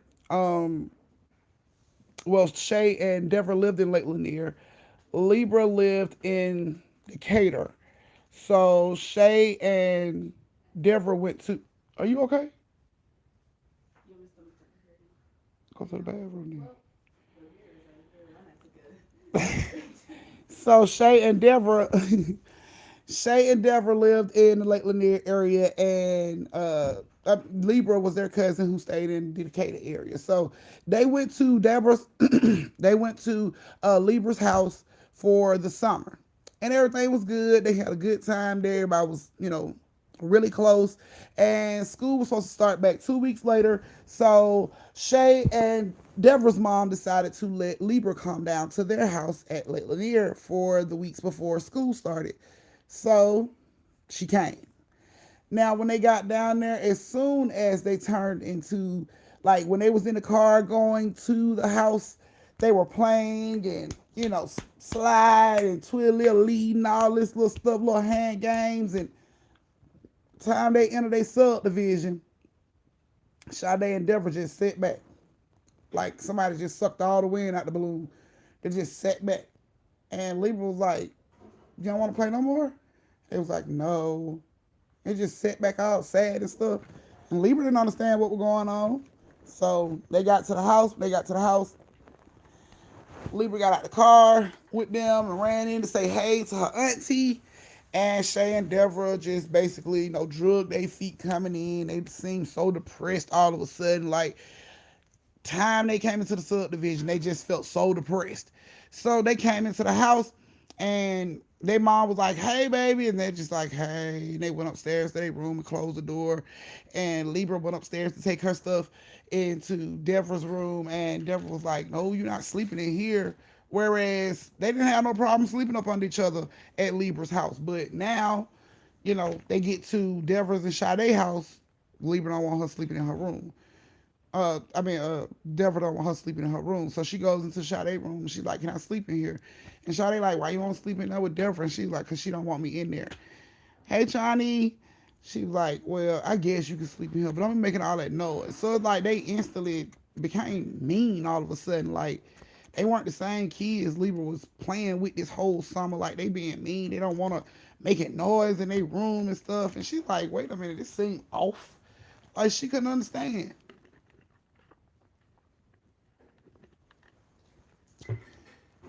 So Deborah mama told them to go outside and play their friends. Had been looking for them all summer. Go outside and say hey to their friends. So they go outside and they take Libra with them. When they get with their little clique of friends, they friends talking about Libra, making fun of Libra, and Deborah and Sade joins in, laughing about it and everything. And Libra was just like, damn, that's messed up. Like, she couldn't understand why her cousins was acting like that towards her. They was talking about her and everything, and she just was confused. So she went back in the house, and her auntie was like, what's wrong? And she was like, nothing, man. Sade and Deborah's outside with their friends. I just wanted to get them some time with their friends. And she was like, okay, you sure you don't want to be out there with them? She's like, nah, I'm okay. I'll just stay in the house. So she walked into the living room. She sat down to watch TV. So as she's watching TV, she's hearing whispers in her ear. And these whispers are basically like telling her, why your cousin them acting like that. They don't like you. They don't want you around. They was pretending to be your friend. Like, she's hearing all this mean stuff. And she's like, no, they not. And her auntie peek around the corner. She's like, Libra, are you okay? And she was like, yeah, I think Deborah Sade is in the house messing with me. And she was like, no, they not in the house. They still outside. Ain't nobody came in. And she was like, because I just heard somebody talking. And she was like, no, baby, they ain't in the house. They still outside. So she was like, okay. She just kept sitting there. And these whispers just kept going, and she just kept getting madder and madder. Like, what is wrong with them? They wasn't acting like this towards me when they was at my house. Now they acting like this towards me, and she's just getting upset and upset as she screams out, "Leave me alone!" And again, Deborah and Sade mama look around the corner like, "Are you okay, Libra? Who you talking to?" And she like, it's Deborah and them. They in the house messing with me, and she like, "Baby, they not in the house. They in the front yard. Come look." So she gets up and she goes in there with her auntie at, and she look out the kitchen window, and you can see her, them and their little group of friends, standing in front of the house, laughing and talking in one big circle. So you can see Sade and Deborah outside. So Libra like, nah, they had to just go back outside because one of them was just in here talking to me, and she, Sade mom and them was like, no, baby, ain't nobody been in the house. They been standing out here the whole time. I washing dishes. I can see them. They been standing out here the whole time. Are you okay? And Libra was like, man, all right, whatever, auntie. And she goes on back into the living room and sit down. Now she feeling like her auntie lying because them her children. She know they done came in the house and whispering all in her ear. So she getting hella upset about it. So she's sitting there watching TV and the whispering started back up. And then started saying all this angry, hateful, mean stuff in her ear. And she just getting madder and madder. And then all of a sudden, Deborah and Sade come through the door laughing, ha ha ha ha ha ha.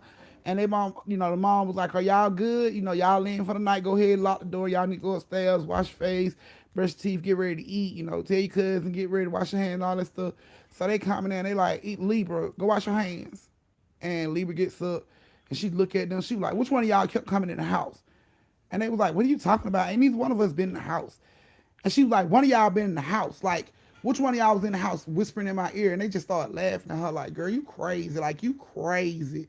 And they walk off and she like getting madder and madder about this. So she goes upstairs. She washes her hands to get ready for dinner. As she's coming out, her cousin them standing in the doorway and they blocking the doorway. And they're like, "What's wrong with you, man? Like, why you acting like that?" And she like, "Y'all the one who acting all funny. Y'all want to stand outside and talk about me with y'all friends and stuff. And now here y'all is in here whispering all in my ear, making me seem like I'm losing my mind. I know I'm not losing my mind because I heard it."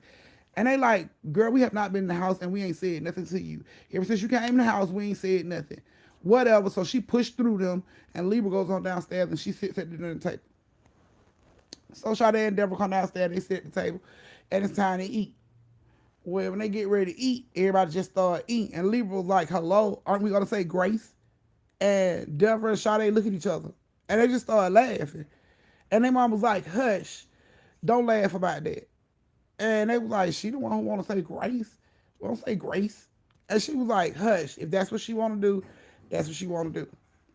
So Libra was like, "If it's gonna make everybody uncomfortable, never mind." She was like, "No, baby, if that's what you want to do, you go ahead and say grace. We won't eat."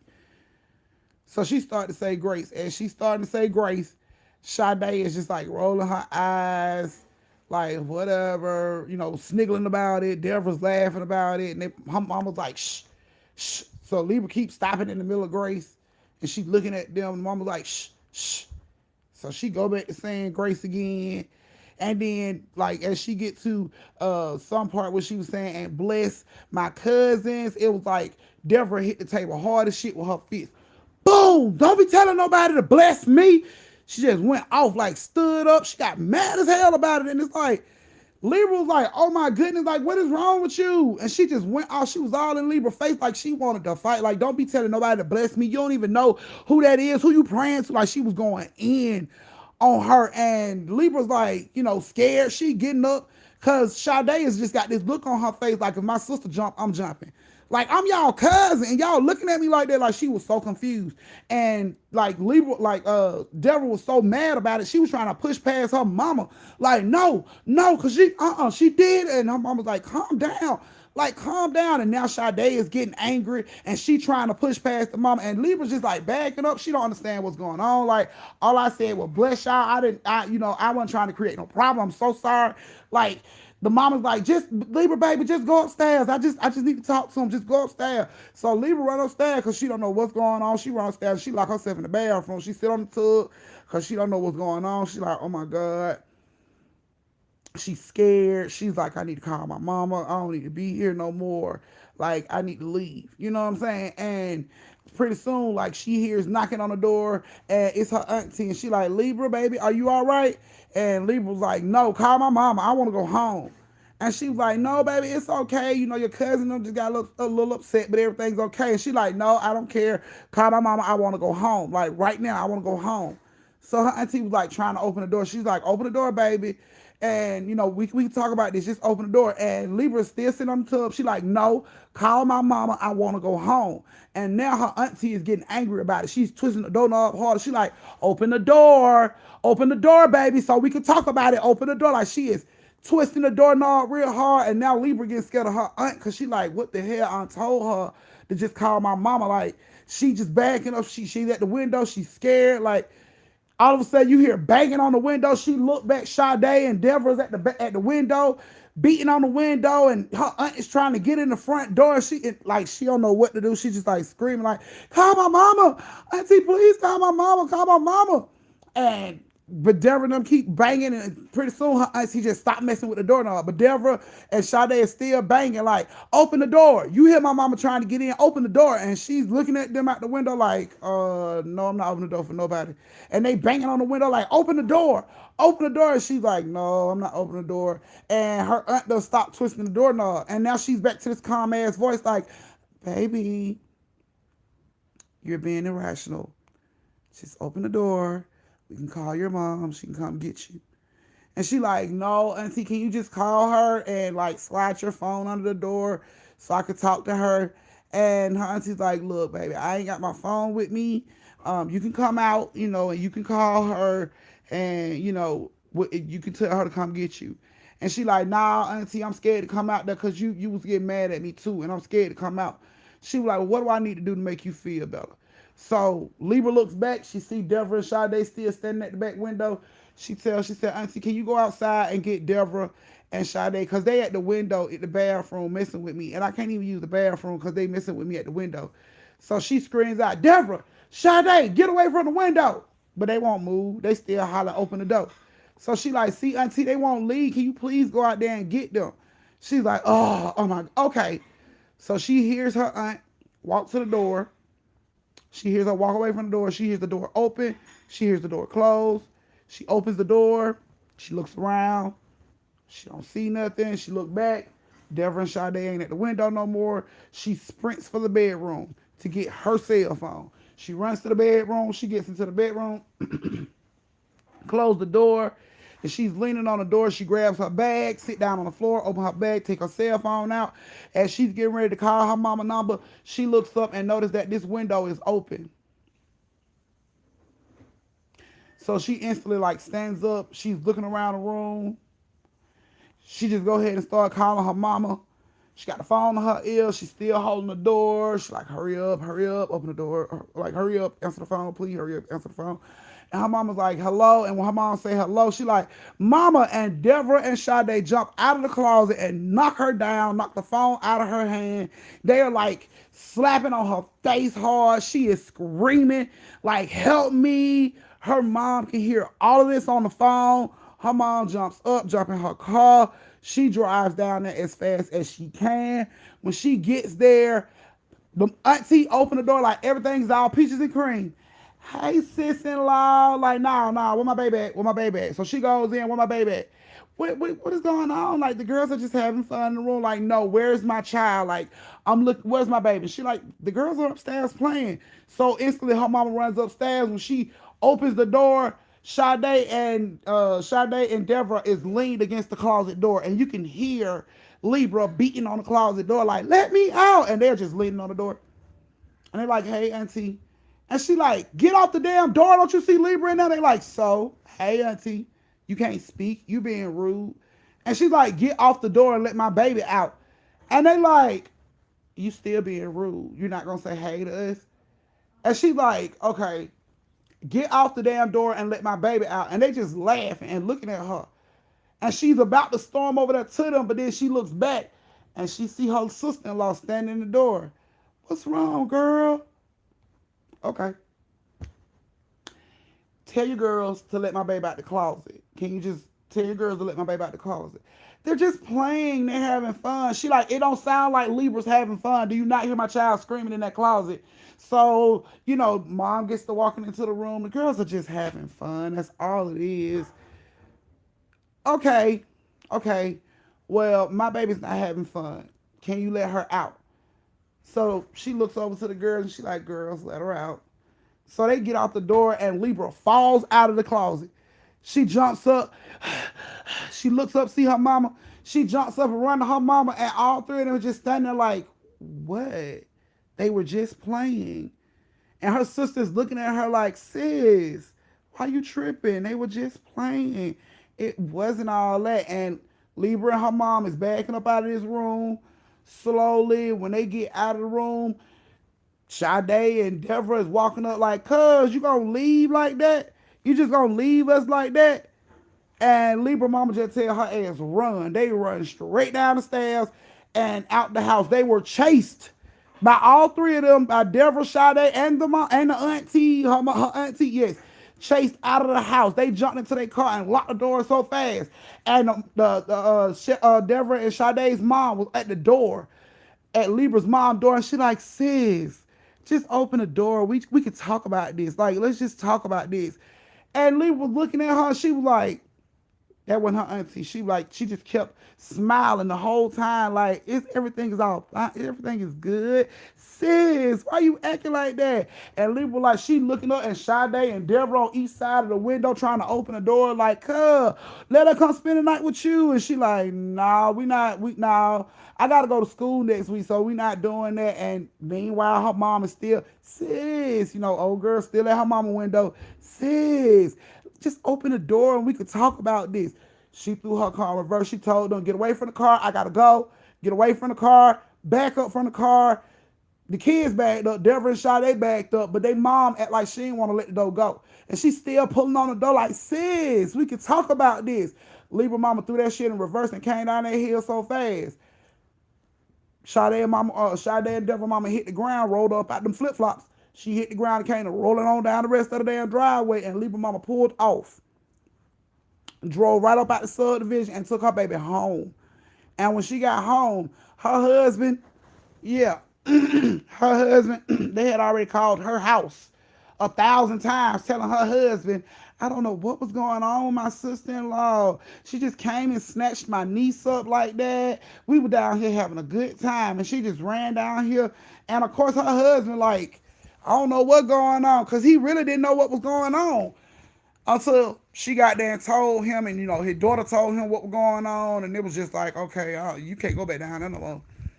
And they weren't allowed to come up there, and she wasn't allowed to go down there no more. So yeah, they were still staying in that subdivision the last that we heard of them. So yeah, Libra was done. Her family was done. Nobody could understand that. Did nobody want to come ask him about it? Because the way Libra mom was telling the story, she was like, they looked thrown off. She was like, she just kept smiling at me, and she seen they had my baby in that closet and wouldn't let her out, and they just kept smiling at me, talking about everything was okay. Like, did nobody even want to go, talk to them, or they stopped inviting them to family functions? No, nobody talked to them. They didn't call them. Like, pretty much, Lake Lanier became their family. That neighborhood over there, probably every parent in every house in the neighborhood was creepy like that, and they just became a group of crazy, creepy ass parents and stuff like that. But no, they didn't go back. Libra didn't go back. She didn't want to go back. Her family wasn't gonna let her go back. They didn't understand what the hell was going on with her cousins. They said them kids weren't acting like that when they was at Libra house for the summer, and all of a sudden them kids changed when they got home. Yeah, no, she not going back. That's a no go for that one. So yeah.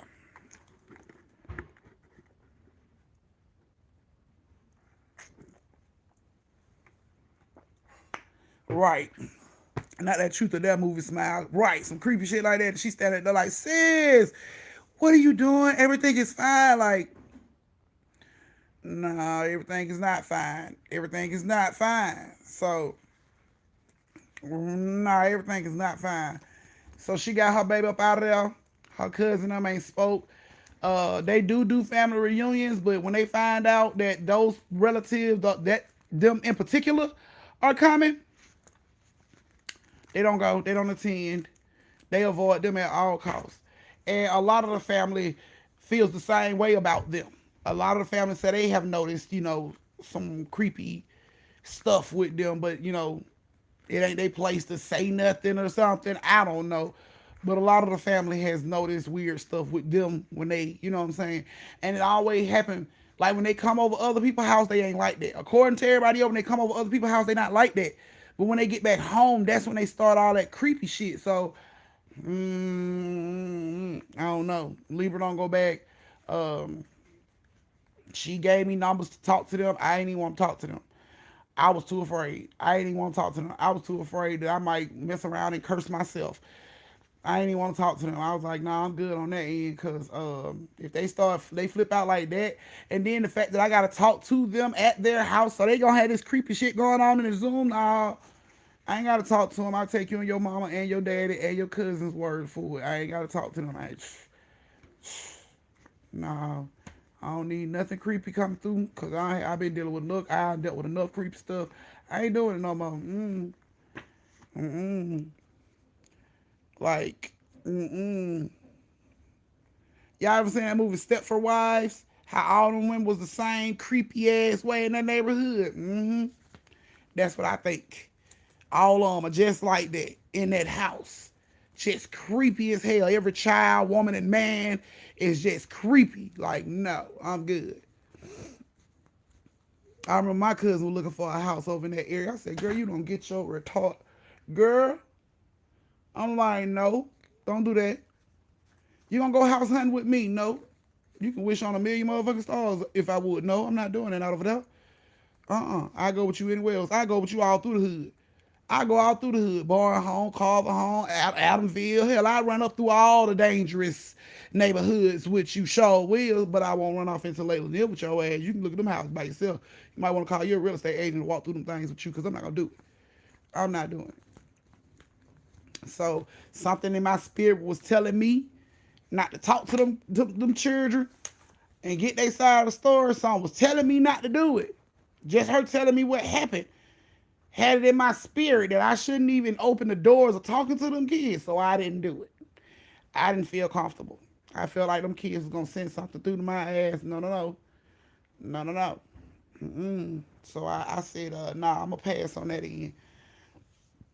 Yeah, y'all can keep that story for y'all family. I'm not trying to verify it, like for real. I ain't trying to put a blue check on that story at all. Especially if I got to get the rest of it through them. No. And no, two girl.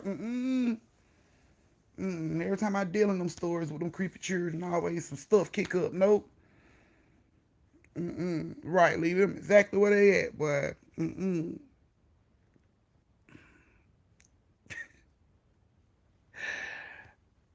It's so stupid. So yes, right. So this is your brief intermission. This is your time where you get yourself a drink, use the bathroom, pray like Deborah said. Yeah, twisty shot glasses. You can turn the lights on, pop your popcorn and all that good stuff because you got one last story time and then we're going to call it a night, people. Yes.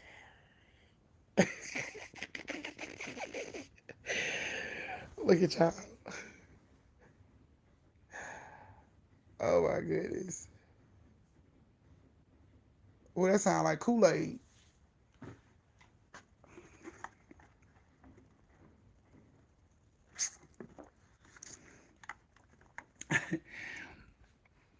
Yeah, so this y'all brief intermission. Now we're gonna talk to them crazy ass children. We done kicked up some of that skeleton key stuff over here. Okay. Yeah, y'all got y'all last story time coming up, my good people. So if you want your night lights, place your orders now so they can be delivered, well, shipped out by Friday. I have time to personalize them and everything. Don't forget to get your merch. If you haven't already purchased you any merch, go over to the merch shop, check it out. Purchase you some merch. Yes. Yes. So, yes. And I'm thinking about doing my story times a little different. I'm trying to figure it out. I want to make it a little different for you guys. I want to we on number three. Girl, you think I ain't been on Lock and Key? Girl, I've been on Lock and Key, honey. Oh my goodness, that's my show on Netflix. I've been on that. Okay. Yeah, so I'm thinking about doing my story times a little different, guys. I'm thinking about trying to make them visual almost. You know what I'm saying? You know what I'm saying? Like make them visual. Like some of my story, a lot of my stories take place outside. So, thank you, Deborah. Okay. Yes, please send them through. Thank you. Uh, China Dolls, 29. That's on my Instagram, 29. 38 is this, my YouTube name. Yes, honey. Lock and Key is my thing. So, yeah, I'm thinking about doing it kind of like visualized. So, a lot of my stories take place outside. So, I'm thinking about walking around to kind of give y'all the feel of when they do their hikes, do my story time outside as I'm walking around so y'all can see how dark it is and kind of get a feel for it. I'm trying to figure it out, but I want it to be I'm trying to figure it out, guys. But it's my daughter was messing with me the other day, and I had my phone on, and I was looking at the stories that I had left, and it's a story that I got about a house that well, you finna hear about it. You about to hear about it. But the story that I got, and she was like, "Mama, it'll be real good if you tell the story, but you turn your camera around like a visual, and you tell the story like I'm getting up, as such and such got up to go to the bathroom, and you walk towards the bathroom with your phone. You know what I'm saying?" She like, "Mama, make it visual." Yeah, try to figure that out. Yes. Yeah, so I'm gonna try to figure that out. My day was pretty good, King. How was yours? Not no man, stay in your house, safer that way. We can visualize it. Oh my goodness. So yes, guys. So okay. It's officially Georgia time. It's officially 10 o'clock. Y'all about to get y'all last story time. So if you got your lights out, your drinks are ready, your chips, popcorn, candy, soda, all that good stuff ready, thumbs up the live so we can get this last story time. Oh, and who gave me superstar stickers tonight so I can make sure I get them for story times this week?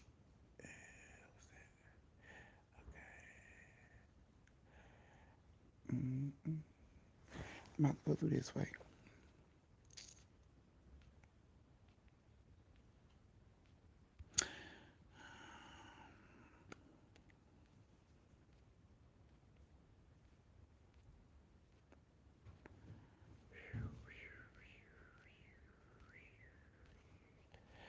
Okay, y'all, give me a second. I'm going through all these comments. Okay. Okay, so Reese, thank you again for the superstar sticker. You're going to be added to the list for story times coming up this week.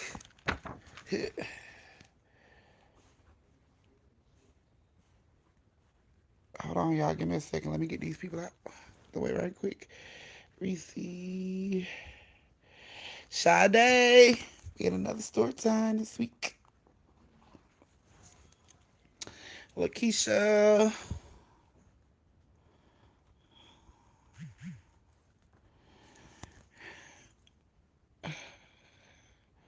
Deborah. Aileen.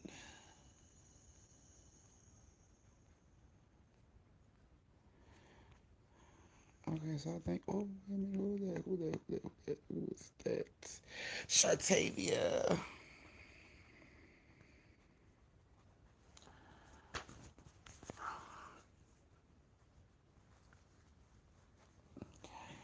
So I think that's all my superstar people. Okay. Tara. Thank you, Tara. He'll be in a story time. Deborah again. Yeah. Yeah, yeah, with the fro. I'm telling you. Okay, okay. My nightlight is the thunder and lightning outside. Okay, Shatavia.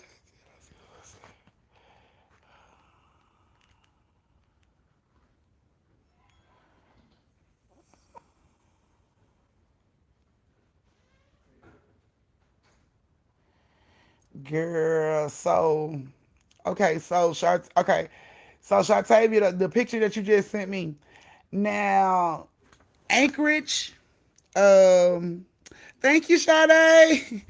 So Anchorage, that it said that house is in Anchorage, Alaska. Now Anchorage is known for not so much as paranormal, it's more known for alien type abduction type stuff. Um yeah. So it's a movie. I'm finna tell you now.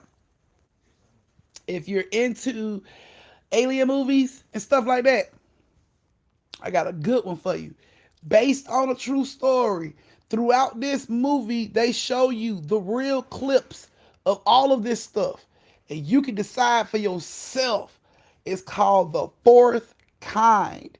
It's based on a true story. They show you the real doctor that this happened to. And clearly, this lady looks. Hold on, man. Man, clearly, this lady looks. Thank you, Parnisa. Clearly this lady looked like she done been abducted or something has happened to her, y'all. But it is based on a true story. They have the real clips in there of what happened. And she was basically a therapist, like a psychiatrist. And she lived in Alaska, and she had a lot of people that was coming to her saying they couldn't really remember what was going on to them at night. They just knew things was going on at night. So she would hypnotize them to see what was going on. And all these people was describing the same thing, and they were saying the same thing happened. And it was like nobody was really believing them. She even experienced something. She thought her husband was murdered when it was a whole bunch of stuff. But they have the actual clips of that. Man, when I seen that movie, I was done. I was done. That, that movie right there, the clips that they have, like, it's a part in the movie where the man, they show the actor like getting, he was hypnotized, and she was asking him what was happening to him, and he was telling him, it's all these people around me, they sticking me and probing me, and he started shaking. And the character in the movie, the actor started shaking, and then it's like his body rose up out of this bed, and they have the actual footage of the real man doing this, and he is rising up out of this bed before his body like snaps in half. And but oh, oh my goodness, oh that's a great, but that movie right there, that'll make your ass pucker. Oh, thank you, Sade. Yes, I'm telling you, it's called A Fourth Kind. Man, so much stuff happened in that movie, and it really happened. She has footage. Nobody would have never believed this lady if she didn't have footage. And by her being a therapist, she recorded all her sessions. She had footage. It was police dash cam footage of stuff going on at her house. Real footage. I was like, oh my God. It is called The Fourth Kind. If you ain't got nothing to do, that movie will not disappoint. Please believe it will not disappoint. You'll be in your living room like when you, y'all, y'all, that movie there is, whew. Thank you, Pardisa. That movie there, and that took place in Anchorage, Ohio. And at the time they made this movie, like they had like over 151 people to come up missing in like less than a year. Mind you, the population ain't nothing but like 2,000, and they having these many people to come up missing, like just disappears, and nobody knows nothing. Like it was crazy. Her daughter, like the night her husband get killed or murdered, like she says, her daughter goes blind. Just go blind. Like this little girl just go blind for no reason. She was born with sight, and she goes blind at like 10 years old. Like shit was crazy. Like, oh my goodness. Let me see if I can pull up what something is on. The Fourth Kind. Y'all, that move right there will make your ass pucker. I'm telling you, you'll be like, oh my goodness. Okay, so let's see. Ways to watch. So it's showing that you can watch it on Amazon. That's where it's showing up at right now on Amazon for like $3.99. You can rent it for like $3.99. I'm telling you, boy, you will not be disappointed. You can watch the trailer to that shit and then decide if you want to buy it or not. But please believe. Thank you, Deborah. Oh, not the cool shades. Thank you, Deborah. I'm telling you, boy, it will not disappoint. But the fourth kind is one of my top three. I ain't even gonna lie, one of my top three, and just because it's based on a true story, and she has real footage to support everything that's going on. Like, you cannot call this woman a lie. And when you see her, you gonna be like, something happened to that woman. Like her face, all that look distorted. Watch the movie. Watch the movie. I ain't heard about Hollow Earth, but I'm gonna look it up and find out about it. Damn sure am. You know, I'm always down for a good scary movie to check out.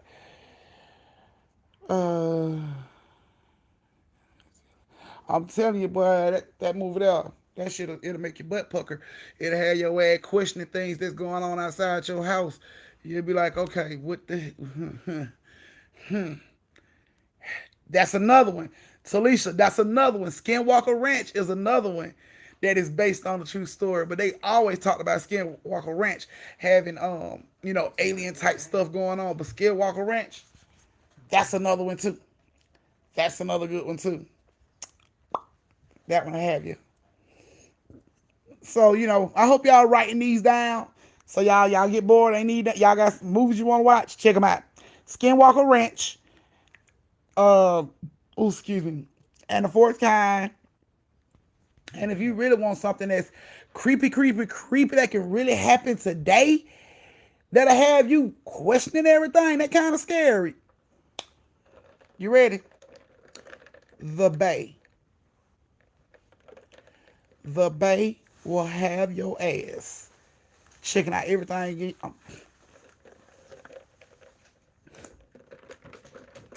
The Bay. Be careful with the Bay. It might it might have you start go read my comment and see. It's in that article. The government wants to know where that's where they forbid us to go. Look it up. And it's called Hollow Earth. Damn sure will look it up. I'm talking about the Bay. Yes. The Bay. It's called The Bay. It will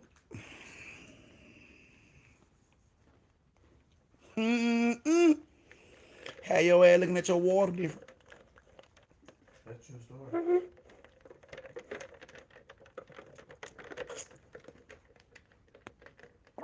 Yeah.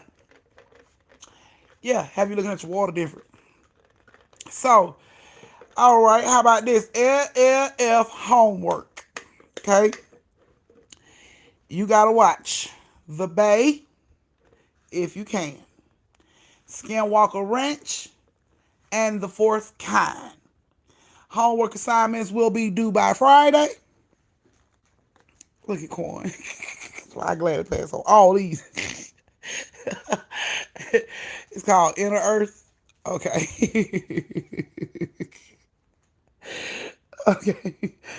Okay. So yes. Fourth Kind, The Bay, and what she said it was? Inner Earth. Okay. Inner Earth. The Bay, Fourth Kind, and Skinwalker Ranch. So the Bay is basically Kool-Aid. I don't know what it makes Kool-Aid. I told you I can hear that shit a mile away. So okay, so the Bay is basically about this this city in California that is basically their water is highly contaminated because of chicken secretion seeping off into the bay and, you know what I'm saying, contaminating the water. Now the water is so contaminated, it's making bacteria, like parasites, way bigger, way stronger, way like 10 times bigger than they should be. Like they damn near like piranhas, and it's in the water. And they talked to the mayor about it, and he's like, "Oh, the water's clean." You know, they done had plenty of arguments at town meetings about it, and everybody was like, "The water's clean." And they had like this 4th of July celebration, and everybody's out there having a good old time, and kids is playing in water, and everybody's playing in water, and all of a sudden this lady jumps up, and she got all these bars on her body from the water. Kids are jumping out of pools, screaming about the water, and when you see the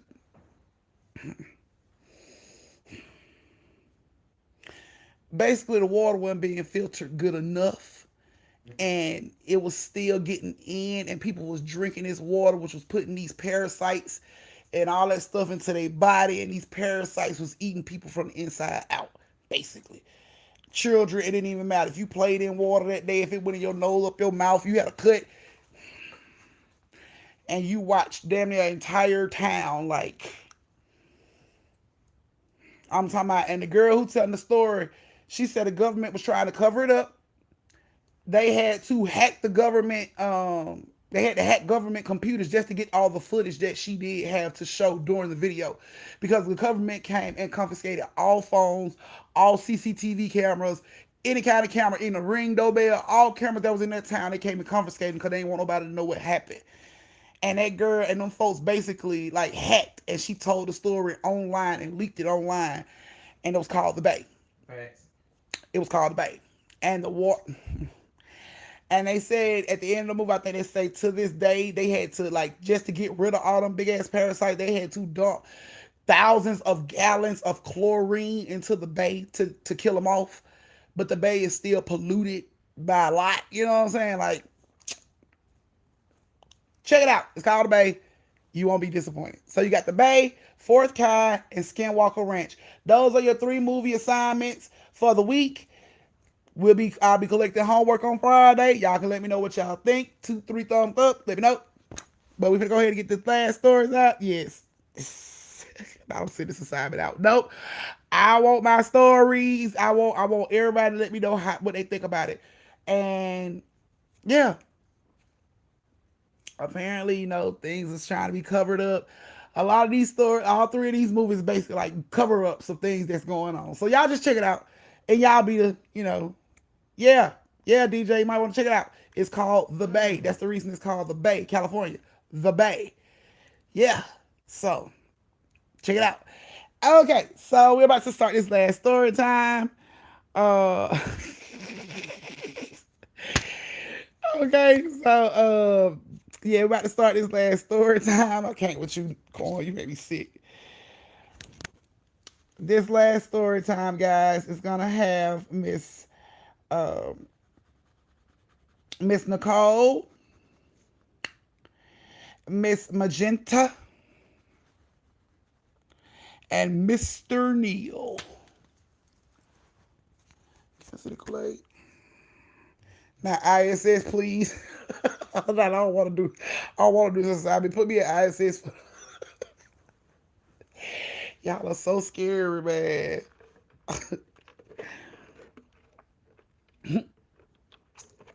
Recent to my 2 out of 3 auntie, give me a 70. All right, LaPasha, we need you in this class to graduate.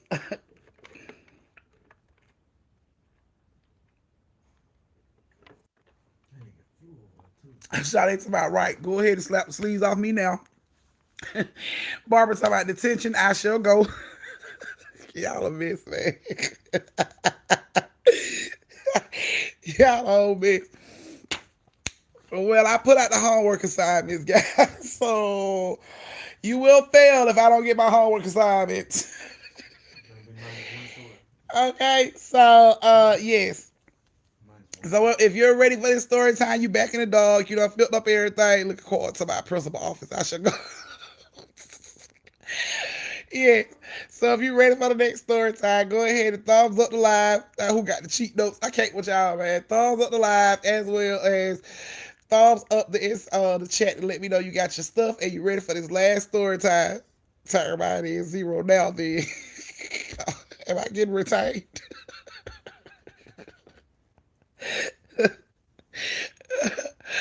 Yes, Shartavia, you will not be disappointed. Little alternative school. A little Sade to my core, come by my class and get me out. I can't with y'all, man. I can't with y'all. Come on, man. Thumbs up. Let me know who ready. That I just graduated with my kids. Sorry. Y'all a whole mess, man. Oh my goodness. Well, for all my real scary movie for that ain't scary like some of the family members. Y'all know y'all can't be punks all your damn life, right? You know that, right? At some point, you gotta stand up and not be scared no more. Okay. Alrighty. So here we go. So we got Neil, Magenta. Right, yeah, Neil, Magenta, and who did I say? Nicole? Nicole, like I already scratched her out. Yep. Neil, Nicole, Magenta. Okay. I'll stand up and sit down. All right. Everybody goes, please. Everybody goes. All right, here we go. So Nicole and Magenta, thank you. So Nicole and Magenta are neighbors. Nicole lives upstairs, Magenta lives downstairs. No, Magenta, hold on, let me go back. Goodness, where you at? Basket list. She's so silly. Magenta, no, you ain't in a rolling basket, girl. So I'm in a rolling basket listening to you in the grocery store. Okay, with Magenta. Now my mama said I can't participate. I can't there yet. So Magenta and Nicole are neighbors. Magenta lives downstairs, Nicole lives upstairs. Now, Magenta is dating Neil, but Nicole is also dating Neil. But they don't know that they're both dating Neil. See, Neil's supposed to be this smooth operator that everybody had their eye on because he was new to the neighborhood. He moved into the little apartment complex. Everybody noticed him. And, you know, he met Magenta at the mailbox, and he met Nicole when he first moved in, and she was coming down the street jogging for some strange reason when she don't normally jog. But anyway, he met them at two different times. But he would come see both of them. They wouldn't be the wise. So he'd come downstairs, spend all day with Magenta, tell Magenta he got to leave and go to work, go out the door. Magenta lock the door. He go upstairs to Nicole and chill with the rest of the time with Nicole. So, okay. So yeah. So they, eventually they start to, pass each other in the hallway, but don't say nothing to each other. You know what I'm saying? And then one time Neil comes in, and both of them are standing in the hallway. And apparently they was arguing with each other because Nicole was making all this noise on Magenta's head. And she like, you need to learn to be quiet. And they was arguing and stuff. And Neil walks right in and hears them arguing. And both of them turn around like, bae. And both of them looking at each other. And Neil like, instantly Neil went to holler back. He ain't nobody boyfriend. He was just kicking it with both of them. Y'all shouldn't take it personal. He new to the neighborhood. He was just getting to meet everybody, knowing everybody. They got mad about it, and the beef began with the neighbors about Neil. Both of them claimed they weren't gonna mess with Neil no more, but they still was calling Neil. Neil see what at home, what somewhere else. Still both dealing with Neil. Now Neil knew he was wrong for this situation, but Neil didn't. Neil was new to the neighborhood. He feeling himself. He got two chicks fighting and arguing over him. He was enjoying the attention. So, a couple days go by, don't neither one of them see Neil. So, like any jealous girlfriend would be thinking, he must be upstairs with her. She upstairs thinking he must be downstairs with her. So they both come out the house damn near at the same time. Is Neil with you? No. Is Neil with you? No. I haven't seen him in a couple days. Have you seen him? No, I haven't seen him. I've been calling his phone. He ain't answer. I've been calling too. He ain't answer. He ain't at your house. He not at my house. He at your house? No, he not at my house. So they hadn't seen Neil. So they thought Neil had found somebody else in the neighborhood he kicking it with. Screw Neil. We don't care. Screw Neil. So they let it go. A few weeks go by. They hear on the news that they found a car in Lake Lanier. And when they pulled the car out, there was a body in it. They pulled the body out and checked the dental record. It was Neil. Both of them couldn't believe it. They couldn't believe it. Oh my God. Oh my God. Not Neil. No, no, no, not Neil. You know what I'm saying? Couldn't either one of them believe it. So when they see each other, they still had a cold shoulder for each other, but it was like, you heard what happened? Yeah, I heard what happened. That was messed up. Yeah, it was messed up. And they go on about their way. A couple of weeks go by. Both of them started getting knocks at the door, at their door. They would knock, and they would get knocks and come to the door, and nobody would be at the door. And it would be the same way for Nicole. She knocks at the door, nobody be at the door. So Magenta is thinking Nicole is playing on her door, and Nicole is thinking Magenta is playing on her door. So they get into this argument about it again, and this time Magenta goes upstairs to Nicole, and she goes off, you gonna stop playing on my damn door, and I'm not gonna keep having all this. And while they are arguing, while they standing at the door arguing, a vase fly off of Nicole's like her would not stand in her living room. A whole vase fly off of it towards the door right at them. If they hadn't a duck, it was gonna hit one of them. It was bound to hit one of them if they hadn't ducked.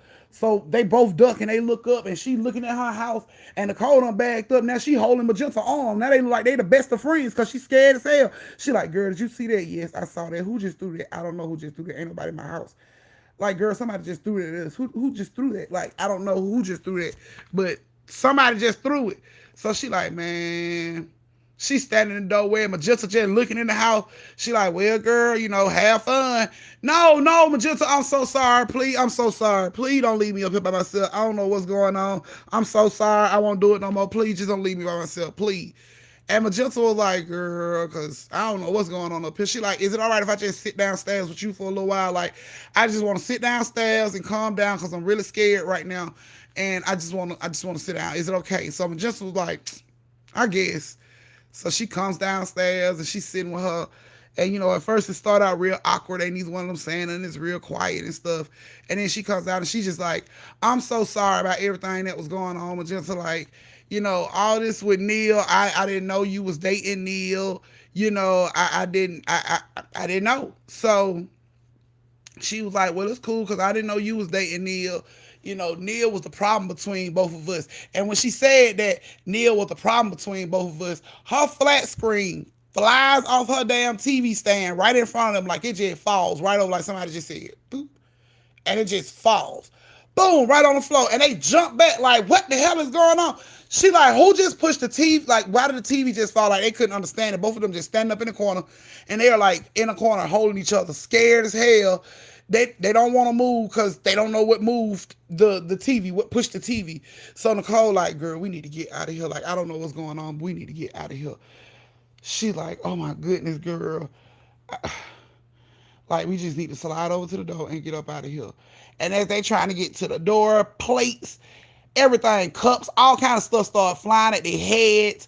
They, you know, trying to run and hurry up and get out the house. They couldn't open the door.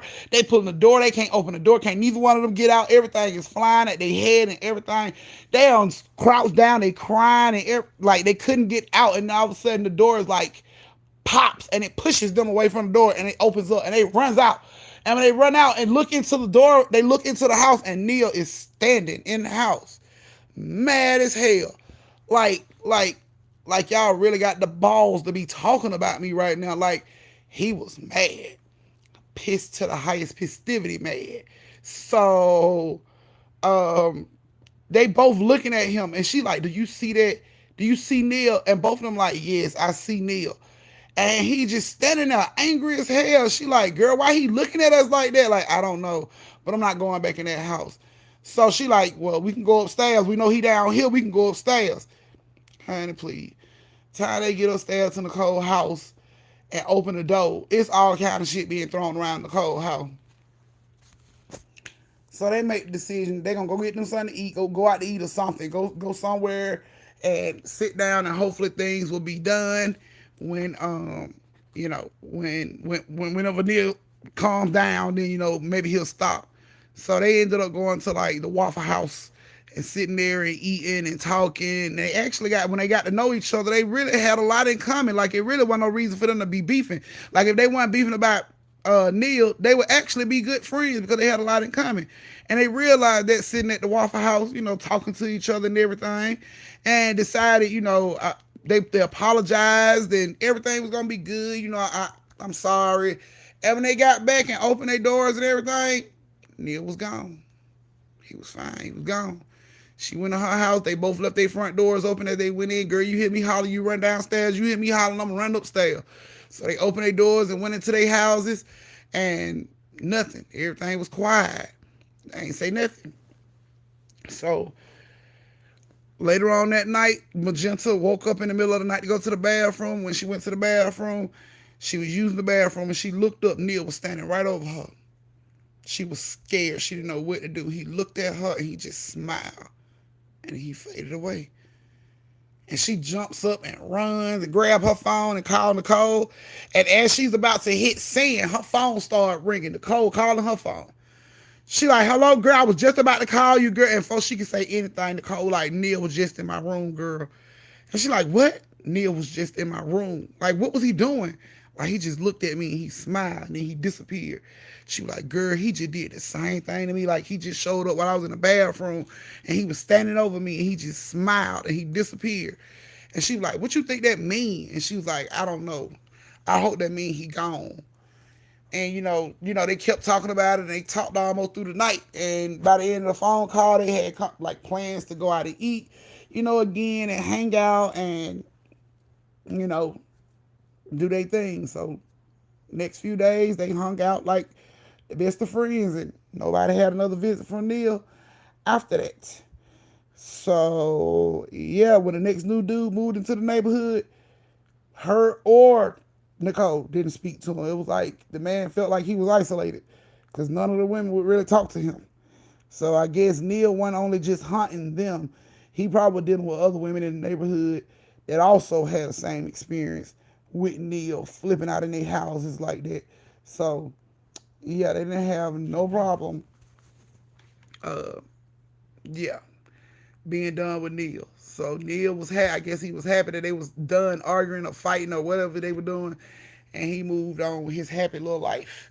But Neil ended up, driving some type of way. He had an accident, and he ended up driving his car into the lake, and nobody knew about it until like a few days when somebody noticed tire marks and like a little mud slide, like tire slid down the hill, and then that's when they decided to check, and they found Neil in his car.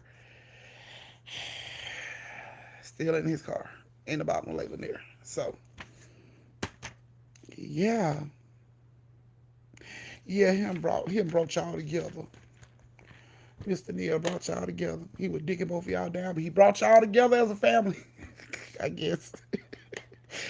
Guess he felt like both of y'all needed friends or something, so he brought y'all together. Right. I'm gonna need like a heaven visa, cause you done tore up my TV. I'm gonna need like a heaven visa or a hell MasterCard, whichever one you ended up in. I'm gonna need one of those, cause you just threw my whole damn TV on the floor. You tore up my whole house, and then you gonna stand over me while I'm in the bathroom pissing and smile, bro. I need some cheese on this. Like I can't even watch my TV no more. Like, oh.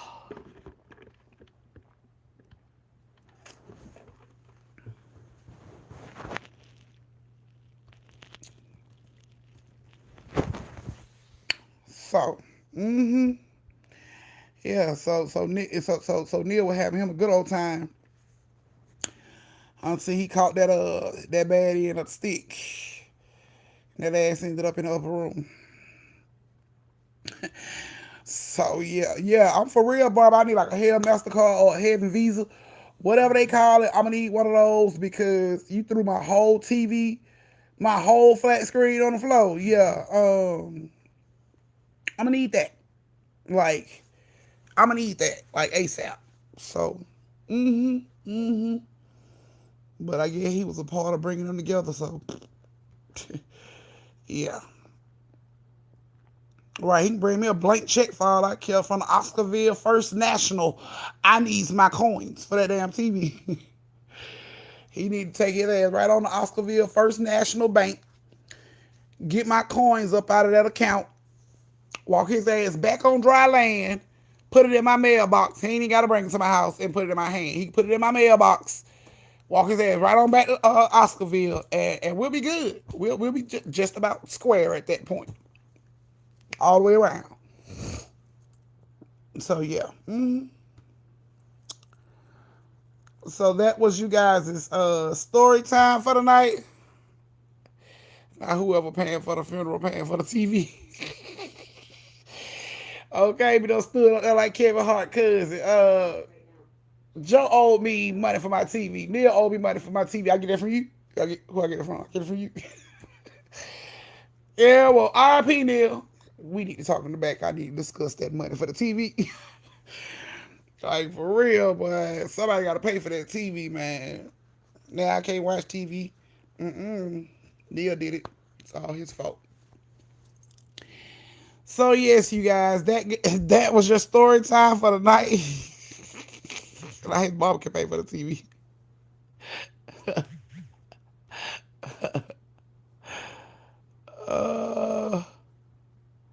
Yes, you guys. So that is y'all story time. Until we gonna watch that other episode Sunday. Yeah, we can watch it Sunday if you want to. Then we can do it like that. So yes, we are going to watch the. I guess Neil said he wanted to watch the next story time. Well, the next episode. So we're probably gonna watch the next episode, you guys. So thank you so much for joining me for story time. All of the people that sent me superstar stickers today, your name will be in the story time, as well as Juicy and Eileen. You guys will be in the story time as well this week, Wednesday or Friday. So, yes, you guys. So, thank you guys so much for showing up for the story time. I love you guys. Please don't slap the sleeves off nobody while you are out in the streets tomorrow. Be safe.